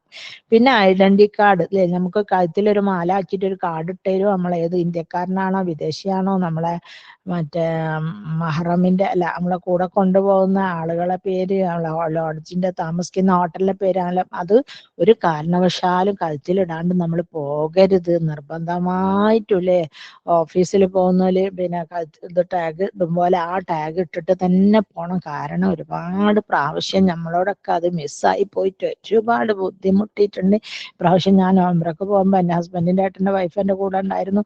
അവരെ കൈ പിടിച്ച് തവാഫ് ചെയ്ത് പിന്നെ ഇബ്രാഹിം മഖാമിന്റെ പിന്നിൽ നിസ്കരിക്കാൻ പോകലും ഒറ്റ തള്ള് വന്ന് ഒരെങ്ങോട്ടോ പോയി വിളിച്ചിട്ടും നോക്കിയിട്ടും കണ്ടിട്ടും പറഞ്ഞിട്ടും ഒന്നും കേൾക്കുന്നില്ല. ഞാനാണെങ്കിൽ പിന്നെ സഹി ചെയ്തതും നിസ്കരിച്ചതൊക്കെ ഒരവസ്ഥയില. കാരണം ഞാനൊരു പ്രായമുള്ള ഒരാളെ ഞാൻ നോക്കാന്ന് പറഞ്ഞ് കൊണ്ടുവന്നിട്ട് അവരെനിക്ക് മിസ്സായി പോയി. പക്ഷെ അവരൊക്കെ ബ്രേവ്ലി എല്ലാ കാര്യങ്ങളും കൈകാര്യം ചെയ്ത് പോലീസിന് കാർഡ് കൊണ്ട് കാണിച്ചെടുത്ത് പോലീസ് വിളിച്ച് ഒരു അമീറിനെ വിളിച്ച് അവർ സേഫ് ആൻഡ് സെക്യൂരിറ്റിയിൽ ഇങ്ങനെ നിൽക്കുന്നു. പക്ഷെ ഞാൻ അങ്ങനെ ടെൻഷനായി.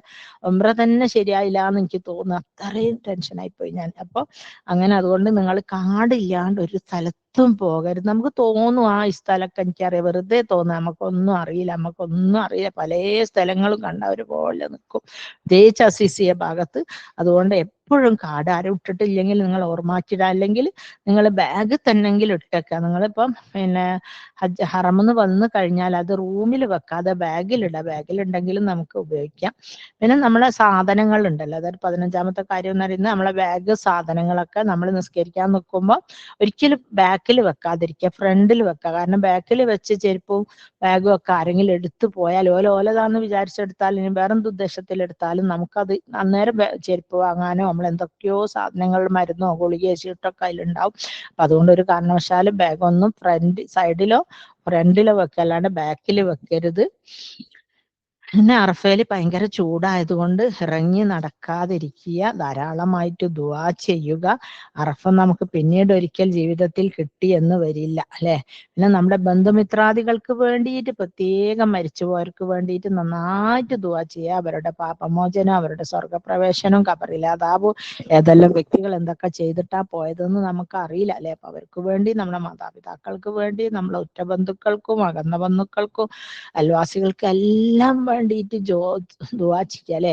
പിന്നെ നമുക്ക് ചോദിക്കുമ്പോൾ സ്വർഗം മാത്രം ചോദിച്ചാൽ പോലെ ജന്നാത്തുൽ ഫിർദൗസിൽ അഹ്ലൽ ജന്നാത്തുൽ ഫിർദൗസിൽ തന്നെ അതിന്റെ മേലെ ഒരു ജന്നത്തുണ്ട്, അത് കിട്ടാൻ വേണ്ടി ദുആ ചെയ്യണം അല്ലെ. പിന്നെ ഫോണും ക്യാഷും ഒരു കാരണവശാലും ഹാൻഡ് ബാഗിൽ ഇടരുത്.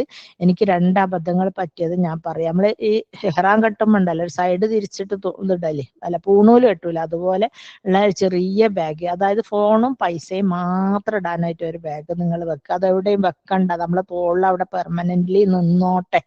കാരണം ഞാൻ പിന്നെ അതുപോലെ ഒരിക്കൽ ഈ പ്രാവശ്യം ഉംറക്ക് പോയപ്പോൾ റമദാന്റെ ഉംറയില് എന്നെ ഒരു ബാഗ് എടുത്ത് കയ്യിൽ വെച്ച്, അപ്പൊ ഞാൻ ഹറമ് കാണാൻ കിട്ടി. ചിലപ്പോഴൊന്നും ഹറമ് കിട്ടൂല. കാരണം ആ കണ്ട സന്തോഷത്തിൽ എന്റെ കാർഡ് കാണുന്നില്ല. ഞാൻ മറ്റുള്ള പുറത്തുള്ളവർ എന്നെ ഫ്രണ്ട്സൊക്കെ പറഞ്ഞ കാര്യങ്ങളൊക്കെ മുഴുവൻ എല്ലാ ബന്ധുക്കളൊക്കെ പറഞ്ഞ കാര്യങ്ങൾ ദുആ ചെയ്യാൻ വേണ്ടി കാർഡ് എടുത്തപ്പോൾ ബാഗ് എന്നോട് വീണ്. ഞാൻ 2-3 സ്ഥലത്തൊക്കെ പോയിരുന്നു. അവിടെ നിന്നൊക്കെ എന്നെ ഓടിച്ച്. അവസാനം ഞാൻ മോളെ എന്റെ ബാഗ് എവിടെയെന്ന് വെച്ച് എൻ്റെ അടുത്തുള്ള കുട്ടി, അമ്മായി ഞാൻ നിങ്ങൾക്ക് അവിടുന്ന് തന്നിട്ടുണ്ടല്ലോ ഹറമിന്റെ അടുത്ത്. നിന്റെ പടച്ചോനെ, ഇനിയിപ്പൊ എങ്ങനെ അങ്ങോട്ട് തിരിച്ചു പോവാ? അവിടെ തിരിച്ചു പോകാൻ പറ്റുമോന്നും അറിയില്ല, എൻട്രി അടിച്ചോന്നും അല്ല. അങ്ങനെ ഞാൻ എങ്ങനെയോ ഓടി വന്ന് നോക്കുമ്പോ പിന്നെ എങ്ങനെ അറിയാം, അതിന്റെ മുമ്പേ സംസം കുടിച്ച് ഞാൻ അള്ളഹാനോട് ദുആ ചെയ്ത്, പടച്ചോനെ ഈ ബാഗ് നഷ്ടപ്പെട്ടാല്, ഫോണോ കോസ്റ്റ്ലി ഫോണ് പോയത് വേറെ, പക്ഷെ എന്റെ കയ്യിലൊന്നും പൈസ ഇല്ല. ഞാൻ ബ്ലാങ്ക് ആയിപ്പോ. എന്തെങ്കിലുമൊക്കെ കാണുമ്പോ നമ്മള് വാങ്ങൂലേ, അതുകൊണ്ട് ഭയങ്കര ടെൻഷനോട് കൂടി ഓടി വന്ന് നോക്കുമ്പോൾ ആ ബാഗുണ്ട്. ഒരു ആഷ് കളർ ബാഗായിരുന്നു. ആ വെള്ള ബാരിക്കേഡിന്റെ ഉള്ളിൽ ഇങ്ങനെ മെല്ലെ നിൽക്കുന്നു. അത് എന്റേത് കിട്ടി, അൽഹംദുലില്ലാ മാഷാ അല്ലാഹ്. വേറെ ഒരു ഫോറിൻ ലേഡി, വിദേശി, ഒരു ഭയങ്കര ഇംഗ്ലീഷുകാരത്തിയാണ്, ഭയങ്കര സ്റ്റൈലുള്ള ഹൈറ്റുള്ള ഒരു പെണ്ണുങ്ങൾ. അവരതുപോലെ എനിക്ക് തോന്നുന്നു അവരുടെ ഡ്രസ്സിങ്ങും അവർ ഉപയോഗിച്ചിട്ടുള്ള ആർട്ടിക്കിൾസ് ഒക്കെ ഭയങ്കര കോസ്റ്റ്ലി ഇതൊക്കെയാണ്, മൊബൈലും കണ്ണടയൊക്കെയാണ് കാണുന്നത്. എത്രയോ 25-50 ഉറുപ്പ്യന്റെ ബാഗൊക്കെ പിടിച്ചിട്ടാണ് അവിടെ വരുന്നത്. അത്രയും ക്യാഷ് ഉള്ളവരൊക്കെ ആയിരിക്കും. എന്നിട്ട് ആ സ്ത്രീ അവിടുത്തെ ആൾക്കാരോട് കരഞ്ഞ് പറയുന്നു, എന്തോ ഒരു കരച്ചില, ആളെ ബാഗ് പോയി എന്ന് പറഞ്ഞു. ഓല് പോകാൻ സമ്മതിക്കൂലെന്ന് തന്നെ. അവൾ ആദ്യം ഇരുന്ന സ്ഥലത്തേക്ക് അവള് മൂത്രമൊഴിക്കാനായിട്ട് പോയതാണ്. അപ്പോഴത്തേനും അവിടെ ക്ലോസ് ആയി പോയി. അപ്പൊ അതുകൊണ്ട് അതൊക്കെ കണ്ടപ്പോൾ ഞാൻ പ്രത്യേകം പറയാണ്, നിങ്ങൾ ക്യാഷും ഫോണും ഉള്ള ബാഗ് തോളുമൊക്കെ ഇട്ടോളി. പിന്നെ ഇനിയിപ്പോ മുസാഫോ അല്ല ഇനി നമ്മളെ ഗുളികന്റെ ഷീട്ടോ ഗുളിക അങ്ങനെ എന്തെങ്കിലും മിസ്സാൽ നമുക്ക് വാങ്ങാലോ. അപ്പൊ അതുകൊണ്ട് ആ ബാഗ് പ്രത്യേകം അത് ഫുൾ ടൈം നമ്മളെ തോളിൽ നിന്നോട്ടെ. ബാത്റൂമിൽ പോകുമ്പോഴും മുസാഫ് അല്ലാലോ, തോളുമല്ലി നിൽക്കുന്നതുകൊണ്ട് പ്രശ്നമില്ല. അതുകൊണ്ട് അത് പ്രത്യേകം ശ്രദ്ധിക്കുക. ഒരു ചെറിയ ബാഗ് എപ്പോഴും കരുതും. കാരണം ഓരോരുത്തർക്ക് പറ്റിയ അബദ്ധങ്ങളെ തിരുത്താനുള്ളൊരു യാത്രയാവട്ടെ നമ്മളത്. പിന്നെ പറയാനുള്ള 19ാമത്തെ കാര്യം, പിന്നെ അല്ല സോറി 20, നമ്മളെ ഫോൺ കോള് മാക്സിമം അവോയ്ഡ് ചെയ്യുക. എന്തിനാ നാട്ടിലേക്ക് ഇങ്ങനെ വിളിച്ച് വർത്താനം പറയുന്നത്? നമ്മളെ ഇബാദത്തുകൾക്കും അമലുകൾക്കും ഒക്കെ വേണ്ടി വന്നതല്ലേ. നമ്മളെ പർപ്പസ് അതാണല്ലോ. നമ്മൾ എന്നാൽ അതിലേക്ക് നിൽക്കുക അല്ലെ, വെറും അമലു സ്വാലിഹാത്തിലേക്ക് അങ്ങോട്ട് നിമഗ്നരായിട്ട് നിൽക്കുക. നമ്മൾ വേണ്ടാത്ത കാര്യങ്ങൾ അഥവാ ഇനി എന്തെങ്കിലും പിന്നെ വിവരങ്ങൾ പറയണമെങ്കിൽ അൽഹംദുലില്ലാ ഇവിടെ എത്തി, ഞാൻ ഉംറ ചെയ്തു, സുഖമാണ്, റൂമിലാണെന്ന് ഒരു മെസ്സേജ് കുടുംബ ഗ്രൂപ്പിലോ ഫാമിലി സർക്കിളിലോ റിലേറ്റീവ് സർക്കിളിലോ വേണമെങ്കിൽ ഇട്ടേക്കാം. അപ്പൊ ഒരിക്കലും മനസ്സിലാവും എത്തിയല്ലോ.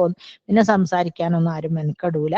ഇനി അഥവാ നിങ്ങൾക്ക് വീട്ടിലേക്ക് ഫോൺ ചെയ്യണം തോന്നിക്കഴിഞ്ഞാൽ വലിയ ക്യാഷ് കൊടുത്ത് ഫോൺ റീചാർജ് ഒന്നും ചെയ്യണ്ട. 50 റിയാൽ 48 റിയാൽ എത്രയൊക്കെ പറയുന്നേക്കാം. അതൊക്കെ വലിയ പൈസ ആണ്. കൺവേർട്ട് ചെയ്ത് നോക്കിയാൽ സൗദി റിയാലായിട്ട് കൺവേർട്ട് ചെയ്യുമ്പോൾ ഒരുപാട് പൈസ വരും. അതുകൊണ്ട് തന്നെ നിങ്ങൾ അതിനൊന്നും മെനക്കെടണ്ട. നിങ്ങൾ എന്ത് ചെയ്യാന്ന് വെച്ചാല് പിന്നെ രാവിലെ നമ്മൾ ഇഷ്റാഖ് നമസ്കാരം കഴിഞ്ഞ് തിരിച്ച് റൂമിലേക്ക് വരുന്ന സമയത്ത് നല്ല കാലിയായിരിക്കും അവിടെ. അപ്പൊ അവിടെ സിറ്റിംഗ് പിന്നെ റിസപ്ഷനിൽ ഇരുന്നിട്ട് നിങ്ങൾക്ക് മെസ്സേജുകൾ അയക്കാം. മെസ്സേജ് സൗകര്യം ഉള്ളപ്പോൾ പോയിക്കോട്ടെ. അതുപോലെ തന്നെ തിരിച്ചും മെസ്സേജ് ഇങ്ങോട്ട് വന്നോളൂ. എല്ലാ വിവരങ്ങളും ഷോർട്ടായിട്ട് പറയാം. ചിലർ കാണാൻ ഹറമ കുത്തിരുന്നിട്ട് ഫോണ് റീചാർജ് ചെയ്ത് വന്നിട്ട് കുട്ടികളെ വിളിക്കുന്നു, തമാശ പറയുന്നു, അതാക്കുന്നു ഇതാക്കുന്നു. നമ്മൾ അതിനൊന്നും എന്നതല്ലാലോ. എന്റർടൈൻമെന്റ് മൂഡല്ലാലോ, നമ്മളെ ഇബാദത്ത് മൂഡിലല്ല വന്ന്, നമ്മൾ സ്വർഗത്തിലേക്കുള്ള യാത്രക്കുള്ള ഒരുക്കങ്ങൾക്ക് വേണ്ടിയല്ല വന്നപ്പോ നമ്മൾ ഒരിക്കലും അങ്ങനൊന്നും കളിച്ചിരിക്കുകയും ചെയ്യരുത്. വെറുതെ പൈസ കൊടുത്ത് റീചാർജ്, ആണുങ്ങൾ ആരെയും കൂടെ ഉണ്ടെങ്കിൽ അവര് ചെയ്താൽ മതി. അവർക്ക് എന്തെങ്കിലും വേണമെങ്കിൽ അവര് വിളിക്കുമ്പോൾ നമുക്ക് സംസാരിക്കാം. മെസ്സേജ് തന്നെ പോകും, സൗദി ആണല്ലോ മെസ്സേജ് പോകും. അതുകൊണ്ട് സുഖമായിട്ട് ചെയ്യണം. പിന്നെ ലാ ജിദാല ഫിൽ ഹജ്ജ്, ട്രൈ ഫോർ ബെസ്റ്റ്. അതായത് നമ്മളെ കൂട്ടത്തിലുള്ളവരും ആൾക്കാരും ഇനി ഹസ്ബൻഡ് ഉണ്ടെങ്കിലൊക്കെ എന്തെങ്കിലുമൊക്കെ പറഞ്ഞ് ട്രിഗർ ചെയ്ത് വന്നിട്ട് പ്രശ്നം ഉണ്ടാക്കാൻ വേണ്ടി നോക്കും. അവിടെ ഇബിലീസ് കാര്യമായിട്ട് പ്രവർത്തിക്കും. മക്കല്ലേന്ന് വിചാരിച്ച് ഇബിലീസ് ഇല്ലാന്നൊന്നും വിചാരിക്കേണ്ട നിങ്ങള്. അപ്പൊ നിങ്ങൾ എന്താ ചെയ്യേണ്ടതെന്ന് വെച്ചാല് പിന്നെ അതൊന്നും ശ്രദ്ധിക്കണ്ട അല്ലെ. ഒരു മാക്സിമം ആരും അല്ലാ ജിദാല ഫിൽ ഹജ്ജ് തന്നെ ഹജ്ജില് വാക്തർക്കമില്ലാത്ത സുന്നി മുജാഹിദ് തബ്ലീഗ് തർക്കങ്ങളോ അങ്ങനെയുള്ള വിഷയങ്ങളോ ഒന്നും സംസാരിക്കേണ്ട. നിങ്ങൾ എന്താണോ പഠിച്ചത്, നിങ്ങൾ എന്താണോ മനസ്സിലാക്കി ശരിയായത് നിങ്ങൾ ചെയ്യുക, അത്ര മാത്രം അല്ലേ. പിന്നെ ആർക്കെങ്കിലും ഗിഫ്റ്റോ ടോയ്സോ എന്തെങ്കിലുമൊക്കെ വാങ്ങണം തോന്നിക്കഴിഞ്ഞാൽ നാട്ടിൽ വരുമ്പോൾ കുട്ടികളൊക്കെ വരുമല്ലോ, അപ്പോൾ എന്തെങ്കിലും ഒരു ഓടുന്ന ജീപ്പോ കാറോ അല്ലെങ്കിൽ കുട്ടികൾക്ക് എന്തെങ്കിലും നല്ല ജിസ്താഷ മറ്റേ അറബി ഡ്രസ്സൊക്കെ കുട്ടികൾക്ക് ഭയങ്കര ഇഷ്ടമല്ല, അപ്പൊ അതൊക്കെ നമ്മൾ വാങ്ങണം വിചാരിച്ചാൽ കാണുമ്പോൾ വാങ്ങിക്കോളുക. പിന്നെ തിരിച്ചു വരുമ്പോൾ സാധനം ചിലപ്പോൾ ഒരു 10-25 ഉണ്ടെങ്കിൽ തിരിച്ചു വരുമ്പോൾ 8 പീസും ഉണ്ടാവില്ല. അങ്ങനത്തെ മാർക്കറ്റ് ആണല്ലോ മക്കയിലെ മാർക്കറ്റൊക്കെ, അതുകൊണ്ട് അന്നേരം വാങ്ങിക്കോളുക. പിന്നെ ഫ്ലൈറ്റ് കയറുമ്പോൾ ഇറങ്ങുമ്പോൾ ടോയ്ലറ്റിൽ പോകുമ്പോൾ ഹറമിൽ കയറുമ്പോൾ ഒക്കെ ഉള്ള ദുആകളൊക്കെ മസ്റ്റായിട്ട് പഠിക്കുക. ഇനി പഠിച്ചിട്ടില്ലെങ്കിലും ബുക്ക് കയ്യിൽ കൊണ്ട് നടന്നിട്ട് അത് കൃത്യമായിട്ട് ദുആ ചെയ്യാൻ നിങ്ങൾക്ക് അറിയാലോ. 1 ലക്ഷമാണ് പ്രതിഫലം, നഷ്ടപ്പെടുത്തരുത്. ഞാൻ സ്പീഡിൽ പറഞ്ഞു പോകട്ടെ, കാരണം 15 3:19 കുറേ പറയാനുണ്ട് കേട്ടോ. പറയുന്നതിൽ വിരോധമില്ലാലോ? നിർത്താനായോ? മതിയായോ? ഇല്ലാലോ? ആരെങ്കിലും ഒന്ന് സംസപ്പ് വിട്ടാൽ അങ്ങനെ. പിന്നെ അൽഹംദുലില്ലാ, എന്നാ ഇനി പറയാലോ. പിന്നെ സംസം കുടിക്കുന്നതിനെ കുറിച്ചിട്ട് അല്ലെ, സംസം ചിലര് ബിദ്അത്തായി പോവോന്ന് വിചാരിച്ച് കുടിക്കൂല കേട്ടോ. സംസം കുടിച്ചാൽ എന്തൊക്കെ കാര്യം, സംസം എപ്പോഴൊക്കെ കുടിക്കാം എന്നൊക്കെ പിന്നെ അതിനെക്കുറിച്ച് വിശദമായിട്ട് ഞാനൊരു വീഡിയോ ചെയ്തിട്ടുണ്ട്, അതും നിങ്ങൾ കാണുക. ഇനിയിപ്പോൾ നിങ്ങൾ എവിടെയെങ്കിലും ഹറമ പോയി അവിടെ ഇരിക്കാൻ സ്ഥലമില്ല, നിസ്കരിക്കാൻ പറ്റുന്നില്ല, സങ്കടത്തോടു കൂടി സംസം കുടിച്ചിട്ട് സംസമിന് വേണ്ടി ഒരു കുപ്പി എപ്പോഴും കയ്യിൽ കരുതണം. പണ്ടത്തെ പോലെ ഇഷ്ടമാതിരി സംസം, ഞാൻ 10 കൊല്ലം മുമ്പൊക്കെ പോകുമ്പോൾ ഇഷ്ടമാതിരി സംസം ഉണ്ടായിരുന്നു. ഇപ്പൊ സംസം ഓഫാക്കി ഇടുന്നുണ്ട് അവര്, റമദാനിലായിട്ടാണോ എനിക്ക് അറിഞ്ഞൂടാ. അപ്പൊ അതുകൊണ്ട് തന്നെ സംസമിന് വേണ്ടി ഒരു ചെറിയ ബോട്ടിൽ, വലിയ ബോട്ടിലൊന്നും നമുക്ക് തോളുമേൽ കൊണ്ട് നടക്കാൻ ബുദ്ധിമുട്ടായിരിക്കും. അപ്പൊ ആ സംസം കുടിച്ചിട്ട് കരഞ്ഞുകൊണ്ട് ദുആ ചെയ്യും. ഒരിക്കലും ഇതുപോലെ ഞാൻ പിന്നെ കഴിഞ്ഞ ചെറിയ പെരുന്നാളിന് ഹറമിൽ തന്നെ പെരുന്നാൾ കൂടണം എന്ന് വിചാരിച്ചു അവരോട് ടിക്കറ്റ് പിന്നെ ഡിലേ ചെയ്യാനൊക്കെ പറഞ്ഞ് ഹറമിൽ കൂടാൻ വേണ്ടി പോയി നോക്കുമ്പോൾ തഹജ്ജുദ് മുഴുവനും നടന്നിട്ട് എനിക്കൊരു തുള്ളി സ്ഥലം കിട്ടിയില്ല. അവസാനം സുബൈ ബാങ്കും കൊടുത്ത് ഇപ്പൊ ഞാൻ എൻ്റെ കൂടെ ഉള്ള ആളോട് പറഞ്ഞു എനിക്കൊരു ദേശം സംസം തരീന്നാണ്.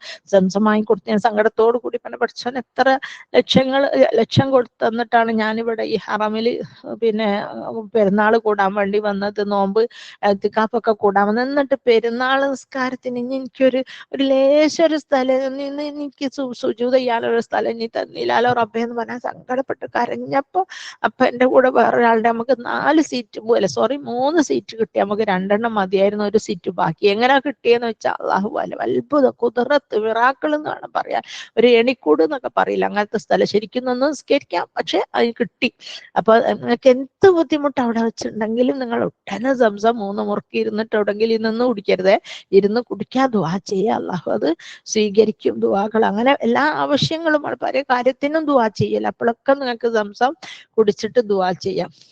പിന്നെ ദുആ റിപ്പീറ്റേഷൻ, കുറെ ദുആ ചെയ്ത് നമുക്കൊരു മടുപ്പ് വരും. പക്ഷെ അത് നിങ്ങൾ നോക്കണ്ട, ഓരോ ദുആയും ഓരോന്നും എന്താണ് ഇബാദത്താണ് അല്ലെ. എല്ലാ ദുആകളും, ദുആ ഇസ് ദ പവർഫുൾ വെപ്പൺ, ഒരു നല്ല മൂർച്ചയേറിയ ആയുധവും കൂടിയാണ്. അതുകൊണ്ട് തന്നെ ദുആ അങ്ങനെ ചെയ്യന്നെ കുറെ ഹദീസിൽ ചെയ്യുക, കുറെ നമ്മൾ എഴുതിക്കൊണ്ട് പോയത് ദുആ ചെയ്യുക അങ്ങനെ.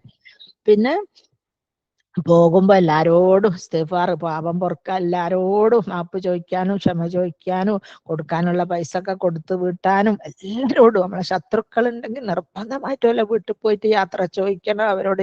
നമ്മൾ ചെയ്തൊക്കെ അവരും കൂടെ ചോദിക്കൂല, അവരെ ഈഗോ വെച്ചിട്ട് അവർ ചോദിച്ചു, നമ്മൾ ചോദിക്കുക നമ്മളെ പാപങ്ങൾ പുറത്തു തരുന്ന. അല്ല നമ്മളെന്തെങ്കിലും പറഞ്ഞെങ്കിൽ നിങ്ങൾക്ക് വിഷമായി പോയിട്ടുണ്ടെങ്കിൽ ക്ഷമിക്കലട്ടോ, കേട്ട് പറഞ്ഞതും കേൾക്കാണ്ട് പറഞ്ഞതൊക്കെ ഉണ്ടാവട്ടോ അങ്ങനെ തന്നെ പറയണം. ആണുങ്ങളൊന്നും അങ്ങനെ പറയില്ല, ആണുങ്ങളൊക്കെ സ്റ്റിഫായിട്ട് നിൽക്കും. ഞാനൊക്കെ ഉംറക്ക് പോകുമ്പോ വരെ വിളിച്ചാൽ ചോദിക്കും, പറയും. പിന്നെ നമ്മളൊരു പാൽക്കാരൻ നമ്മളെ വീട്ടിൽ വരുത്തുന്നുണ്ട്, നമ്മളെ വീട്ടിലൊരു സെർവന്റ് വരുത്തുന്നുണ്ട്, അവളോടൊക്കെ എന്ത് ചോദിക്കുക, അങ്ങനെ ഒന്നല്ല. അവള് ചിലപ്പോൾ നമ്മൾ പറഞ്ഞ വാക്കുകൾ ചിലപ്പോൾ അവളെ മനസ്സ് കുറുക്കി കൊണ്ടിട്ടുണ്ടാവും. അതുകൊണ്ട് പണിക്ക് നിൽക്കുന്ന പെണ്ണുങ്ങളോട് വരെ നമ്മൾ പിന്നെ ക്ഷമ ചോദിക്കണം. മാത്രമല്ല നമ്മൾ എന്തെങ്കിലുമൊക്കെ പൈസയൊക്കെ ഉണ്ടെങ്കിൽ അവർക്കെല്ലാം കൊടുത്ത് അവരെ സന്തോഷിപ്പിച്ചിട്ട് പോകാൻ ശ്രമിക്കുക. അപ്പൊ നമ്മളെ കാണാൻ വരുന്നല്ലോ, അപ്പൊ നിങ്ങൾ ആയിരിക്കും നമുക്ക് ഹജ്ജിന് പോകണ്ട, അവിടെ പോയിട്ട് സാധനം വാങ്ങണ്ടേ, ഇത് തന്നെ 4-5 ലക്ഷം ഉറുപ്പിക, പൈസ ഇല്ല എന്നൊന്നും വിചാരിക്കേണ്ട. ഹജ്ജിന് പോകുന്ന പൈസ ഹജ്ജ് കഴിഞ്ഞ് മടങ്ങി വന്ന അള്ളാഹു സുബ്ഹാനഹു വ തആല തിരിച്ചു തരും, അത് അള്ളാന്റെ ബാധ്യതയാണ്. അത് ആ പൈസ നമുക്ക് ഒരിക്കലും നഷ്ടപ്പെടൂല എന്ന് ഹദീസ് മുഖാന്തരം സാക്ഷ്യപ്പെടുത്തിയ വചനങ്ങളാണ്. അതുകൊണ്ട് ആ പൈസ തീരും നിങ്ങൾ ഒരിക്കലും വിചാരിക്കേണ്ട. പിന്നെ കൂടെ ഉള്ളവരിൽ നിന്ന് ഒരുപാട് പ്രയാസങ്ങൾ ഉണ്ടാകും അല്ലെ. നമ്മളെ കൂടെ റൂംമേറ്റ്സിന് റൂമിൽ ആരൊക്കോ ഏതൊക്കെയോ പെണ്ണുങ്ങളൊക്കെ ആയിരിക്കും ഉണ്ടാവുക. നമ്മള് കുടുംബക്കാരോ സ്വന്തക്കാരോ ഒന്നും അല്ലാലോ. അവരിൽ നിന്ന് ഒരുപാട് സബർത്തുലില്ലാഹി, ഞാൻ അള്ളാഹ്ക്ക് വേണ്ടി ക്ഷമിക്കുന്നു എന്ന് പറയാം അല്ലെ. അല്ലാഹി വാസിഅത്തുൻ ഇന്നമാ യുവഫസ്സാബിറൂന അജ്റഹും ബിഗൈരി ഹിസാബ് അല്ലെ. അള്ളാഹു കണക്കില്ലാത്ത പ്രതിഫലമായിരിക്കും. ചിലപ്പോൾ ചിലർ കക്കൂസ് പോയി ഇരുന്നൊക്കെ അവിടുന്ന് എണീക്കൂല, ചിലപ്പോൾ വേറെ എന്തെങ്കിലും ആയിരിക്കും, ചിലപ്പോൾ വാഷ് ചെയ്തിട്ട പീസുകൾ കാണൂല. വാഷ് ചെയ്യുന്ന സാധനങ്ങൾ മാക്സിമം നമ്മളിപ്പോ അണ്ടർവെയറിലാണെങ്കിലും പർദ്ദയിലാണെങ്കിലും ഒക്കെ കാണാത്ത ഭാഗത്ത്, ഇപ്പൊ കറുപ്പ് പർദ്ദയിൽ ചോപ്പോണ്ട് തുന്ന, അതുപോലെ പച്ച അണ്ടർവെയറിൽ മഞ്ഞോണ്ട് തുന്ന, അങ്ങനെ കാണുന്ന വിധത്തിൽ ഒരു നൂലോണ്ട് തുന്നിയിട്ടേക്കുന്നത് നല്ലതാണ്. അവിടെ പോയിട്ട് അടി ഉണ്ടാക്കാനും പ്രശ്നം ഉണ്ടാക്കാനും നിൽക്കണ്ട. അണ്ടർവെയറും പർദ്ദയൊക്കെ മാറിപ്പോയ പ്രശ്നം ഇത് ഇൻ്റെതാണ് ഇൻ്റെതാണ് അവരും നിൽക്കൂ, കറുപ്പ് പർദ്ദ എൻ്റെതും കറുപ്പ് പർദ്ദ അല്ലെ, നമുക്ക് തിരിച്ചറിയാൻ പറ്റൂല. അങ്ങനെയൊക്കെ എന്തെങ്കിലുമൊക്കെ ഐഡന്റിഫിക്കേഷൻ മാർക്സ് ഇട്ട് മാക്സി പിന്നെ മനസ്സിലാവും. ഈ മറ്റേ അണ്ടർവെയറും പർദ്ദയൊക്കെയാണ് ശ്രദ്ധിക്കേണ്ടത്. എന്തെങ്കിലുമൊക്കെ ഒരു നൂലോണ്ട് കെട്ടിയിട്ട് അത് നിങ്ങൾ തന്നെ ഇടണമില്ല, ആരോടെങ്കിലും ഒരു 3-4 ചുറ്റു നൂലെടുത്തിട്ട് ഒന്ന് വെറുതെ ഒന്ന് ഒരടയാളം മാതിരി ഇട്ടേക്കാൻ പറഞ്ഞാൽ മതി. പിന്നെ ഇവിടെ ഞാൻ ഈ ക്ലാസ്സിൽ അറബി ഇബാറത്തുകളൊന്നും പിന്നെ കൂടുതലായിട്ട് പറയുന്നില്ല, കാരണം ഒരുപാട് എനിക്ക് മലയാളം തന്നെ പറയാനുണ്ട്. ഞാൻ ക്ഷമ ചോദിക്കാനൊന്നും വിചാരിക്കരുത്. പിന്നെ ഭാവിയുടെ നമ്മളെ മക്കളെ ദുആ, നമ്മളെ മക്കളാരാവണം, നമ്മളെ ദ്വിതീയത്തിലെ പിന്നെയും പിന്നെയും ഉണ്ടാവുന്ന നമ്മുടെ തലമുറകളിലെ മക്കൾ ദജ്ജാലിൽ നിന്ന് രക്ഷപ്പെടാനും നല്ല ദീനനുസരിച്ച് പ്രവർത്തിക്കാനും, അത് നമ്മളെ തലമുറകളിലെ മക്കൾ ഒരൊറ്റൊന്നു പോലും നരകത്തിൽ പോകരുതേ എന്നൊക്കെ അവിടെ വെച്ചിട്ട് അങ്ങ് ദുആ ചെയ്തണം, നീട്ടി ദുആ ചെയ്യണം. വക്കാനൽ ഇൻസാനു കത്തൂറ, നിങ്ങൾ ദുആയിൽ ഒരിക്കലും പിശുക്ക് കാണിക്കരുത്. നിങ്ങൾക്ക് പറയാനുള്ള എല്ലാ കാര്യങ്ങളും പറയുക വേണം അല്ലെ. പിന്നെ അങ്ങാടി പ്രാർത്ഥന, അത് നമ്മൾ ഓരോ പ്രാവശ്യം അറമിലേക്ക് ഇറങ്ങുമ്പോൾ ഒരുപാട് ഷോപ്പിംഗ് മാളുകളും ഷോപ്പിംഗ് കോംപ്ലക്സുകളൊക്കെ ഉണ്ട്, അതിന് ഉള്ളിൽ പോവാ.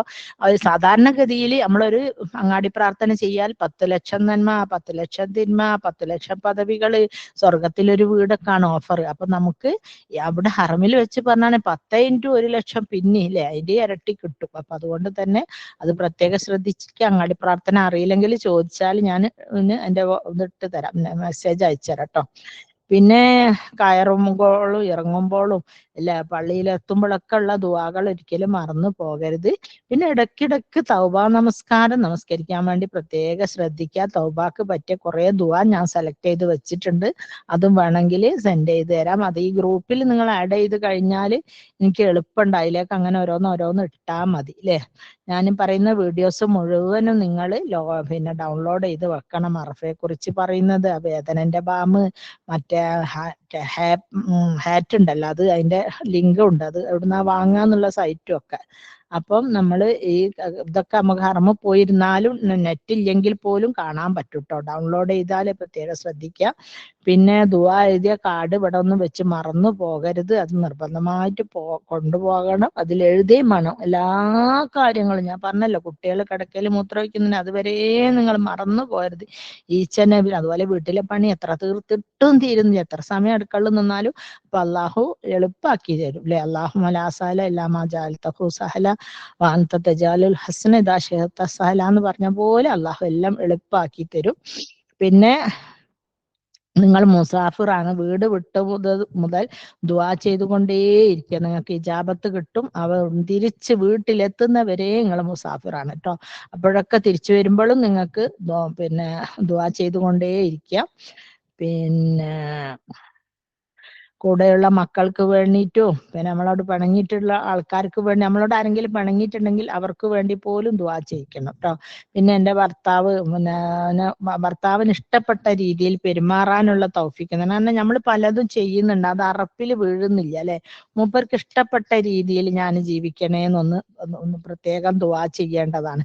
കാരണം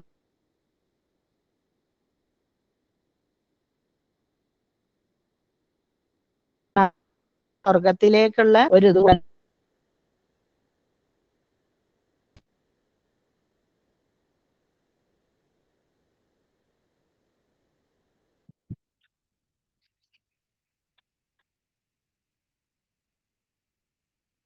റൂമിലുള്ള ആൾക്കാർ ഞാൻ പറഞ്ഞല്ലോ പല രീതിയിലും നമ്മൾ ട്രിഗർ ചെയ്യും, അല്ലെ കൂടെ നടക്കുമ്പോഴും, അല്ലെങ്കിൽ നമ്മൾ എന്തെങ്കിലും സാധനം എടുത്ത് കളയും, അല്ലെങ്കിൽ മാക്സി ഒക്കെ മാറ്റിയെടുക്കുക, അങ്ങനെ പലതും ഉണ്ട്. അതൊക്കെ സഫർ ചെയ്യുക, അള്ളാഹ്ക്ക് വേണ്ടിയിട്ട് സഫർ ചെയ്യട്ടോ. കാരണം അള്ളാഹു ക്ഷമിക്കുന്നവരുടെ കൂടെയാണ് അള്ളാഹു. മാത്രമല്ല ലാജിദാല ഫിൽ ഹജ്ജ്, ഇനിയിപ്പോ കൂടെ ഭർത്താവാണ് വന്നതെങ്കിൽ പോലും മൂപ്പരോടും പിണക്കൊന്നും ഉണ്ടാക്കാൻ പാടില്ല.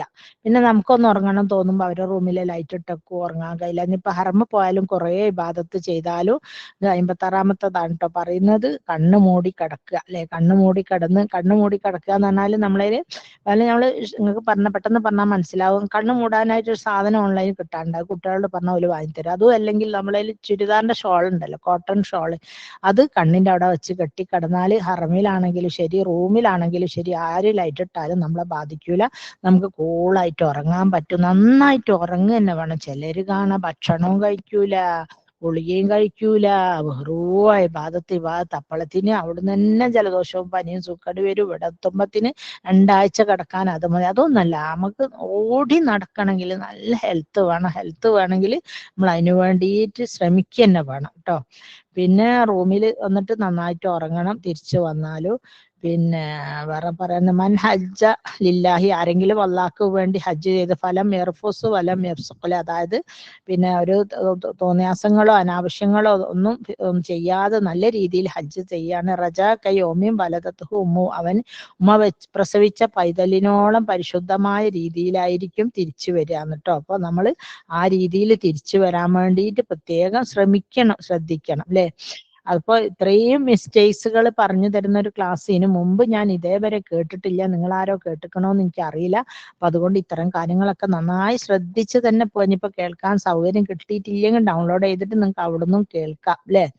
പിന്നെ ഇഹ്റാം ചെയ്ത ഹാജിമാരില്ലേ, അതായത് സെക്ഷൽ കോണ്ടാക്ട് ഇഹ്റാം ചെയ്ത് കഴിഞ്ഞാൽ നമ്മൾ ഉംറക്കാവട്ടെ ഹജ്ജിനാട്ടെ ഇഹ്റാം ചെയ്ത് കഴിഞ്ഞാൽ യാതൊരു വിധ സെക്ഷൽ കോണ്ടാക്ട്സും ഭർത്താവിനോട് പാടില്ല. ഇതിപ്പോ നിങ്ങളോട് പറഞ്ഞ പ്രായമായവർക്ക് ഇതൊരു വിഷയമല്ല, അവർ ആ വിചാരത്തിലല്ല. അതേസമയം ദുബായിന്ന് പുതിയാപ്പിള ഹറമിലെത്തും, നീയും അങ്ങോട്ടെത്തിക്കും, നമുക്ക് രണ്ടാക്കും ഹജ്ജ് ചെയ്യാന്ന് പറയും. പക്ഷെ അവര് തമ്മിൽ കണ്ടുമുട്ടിയാൽ അവരുടെ ആ ചെറുപ്പത്തിന്റെ ഊക്കിൽ അവർക്ക് എന്തെങ്കിലുമൊക്കെ തോന്നിയേക്കാം. ഒരു കാരണവശാലും നിങ്ങൾ പിന്നെ ഇഹ്റാമിൽ നിന്ന് തഹല്ലുലാവാണ്ട് ഭാര്യ ഭർത്തൃ ബന്ധം ഒരു മറച്ചു വെച്ചിട്ടോ ഒളിച്ചു വെച്ചിട്ടോ ഒന്നും തന്നെ ഭയങ്കരമായിട്ട് ശ്രദ്ധിക്കണം. അത് കാരണം അത്രയ്ക്ക് സ്ട്രിക്റ്റ് ആയിട്ട് പറഞ്ഞതാ അത് അല്ലെ. അപ്പൊ അതിൽ നിന്ന് തഹല്ലുലായിട്ടല്ലാണ്ട് നിങ്ങൾ അത് ചെയ്യാൻ പാടില്ല. പിന്നെ ഗുളിക, അതായത് നമ്മൾ പോകണം തോന്നിക്കഴിഞ്ഞാൽ തന്നെ ഇവിടുന്ന് ഡോക്ടർമാരോട് പോയി ചോദിച്ചാൽ വൈറ്റമിൻ ഗുളികകളൊക്കെ എഴുതി തരും. ആ ഗുളിക കഴിക്കുമ്പോൾ നന്നായിട്ട് വെള്ളവും കുടിക്കണം. ആ വെള്ളം കുടിച്ചാൽ ഗുളിക കഴിച്ചു കഴിഞ്ഞാൽ നമുക്ക് ക്ഷീണമില്ലാണ്ട് ഒരുപാട് ഓടിച്ചാടി നടക്കാൻ അവിടുന്നൊക്കെ പറ്റും. പിന്നെ ഹജ്ജ് എന്ന് പറയുന്ന ജീവിതത്തിൽ ഒരിക്കൽ മാത്രം കിട്ടുന്ന സൗഭാഗ്യമാണ്.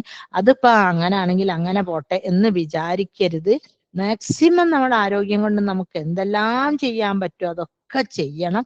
അതുകൊണ്ട് തന്നെ അതിന് ആരോഗ്യം ഉണ്ടാക്കാൻ വേണ്ടിയിട്ട് നമ്മൾ നന്നായിട്ട് എന്തെങ്കിലുമൊക്കെ ചെയ്യണം. പക്ഷെ ഗുളികനി വേണമെങ്കിൽ നമുക്ക് അങ്ങോട്ടും പോകുമ്പോൾ വാങ്ങിക്കൊണ്ട് പോകാം കേട്ടോ.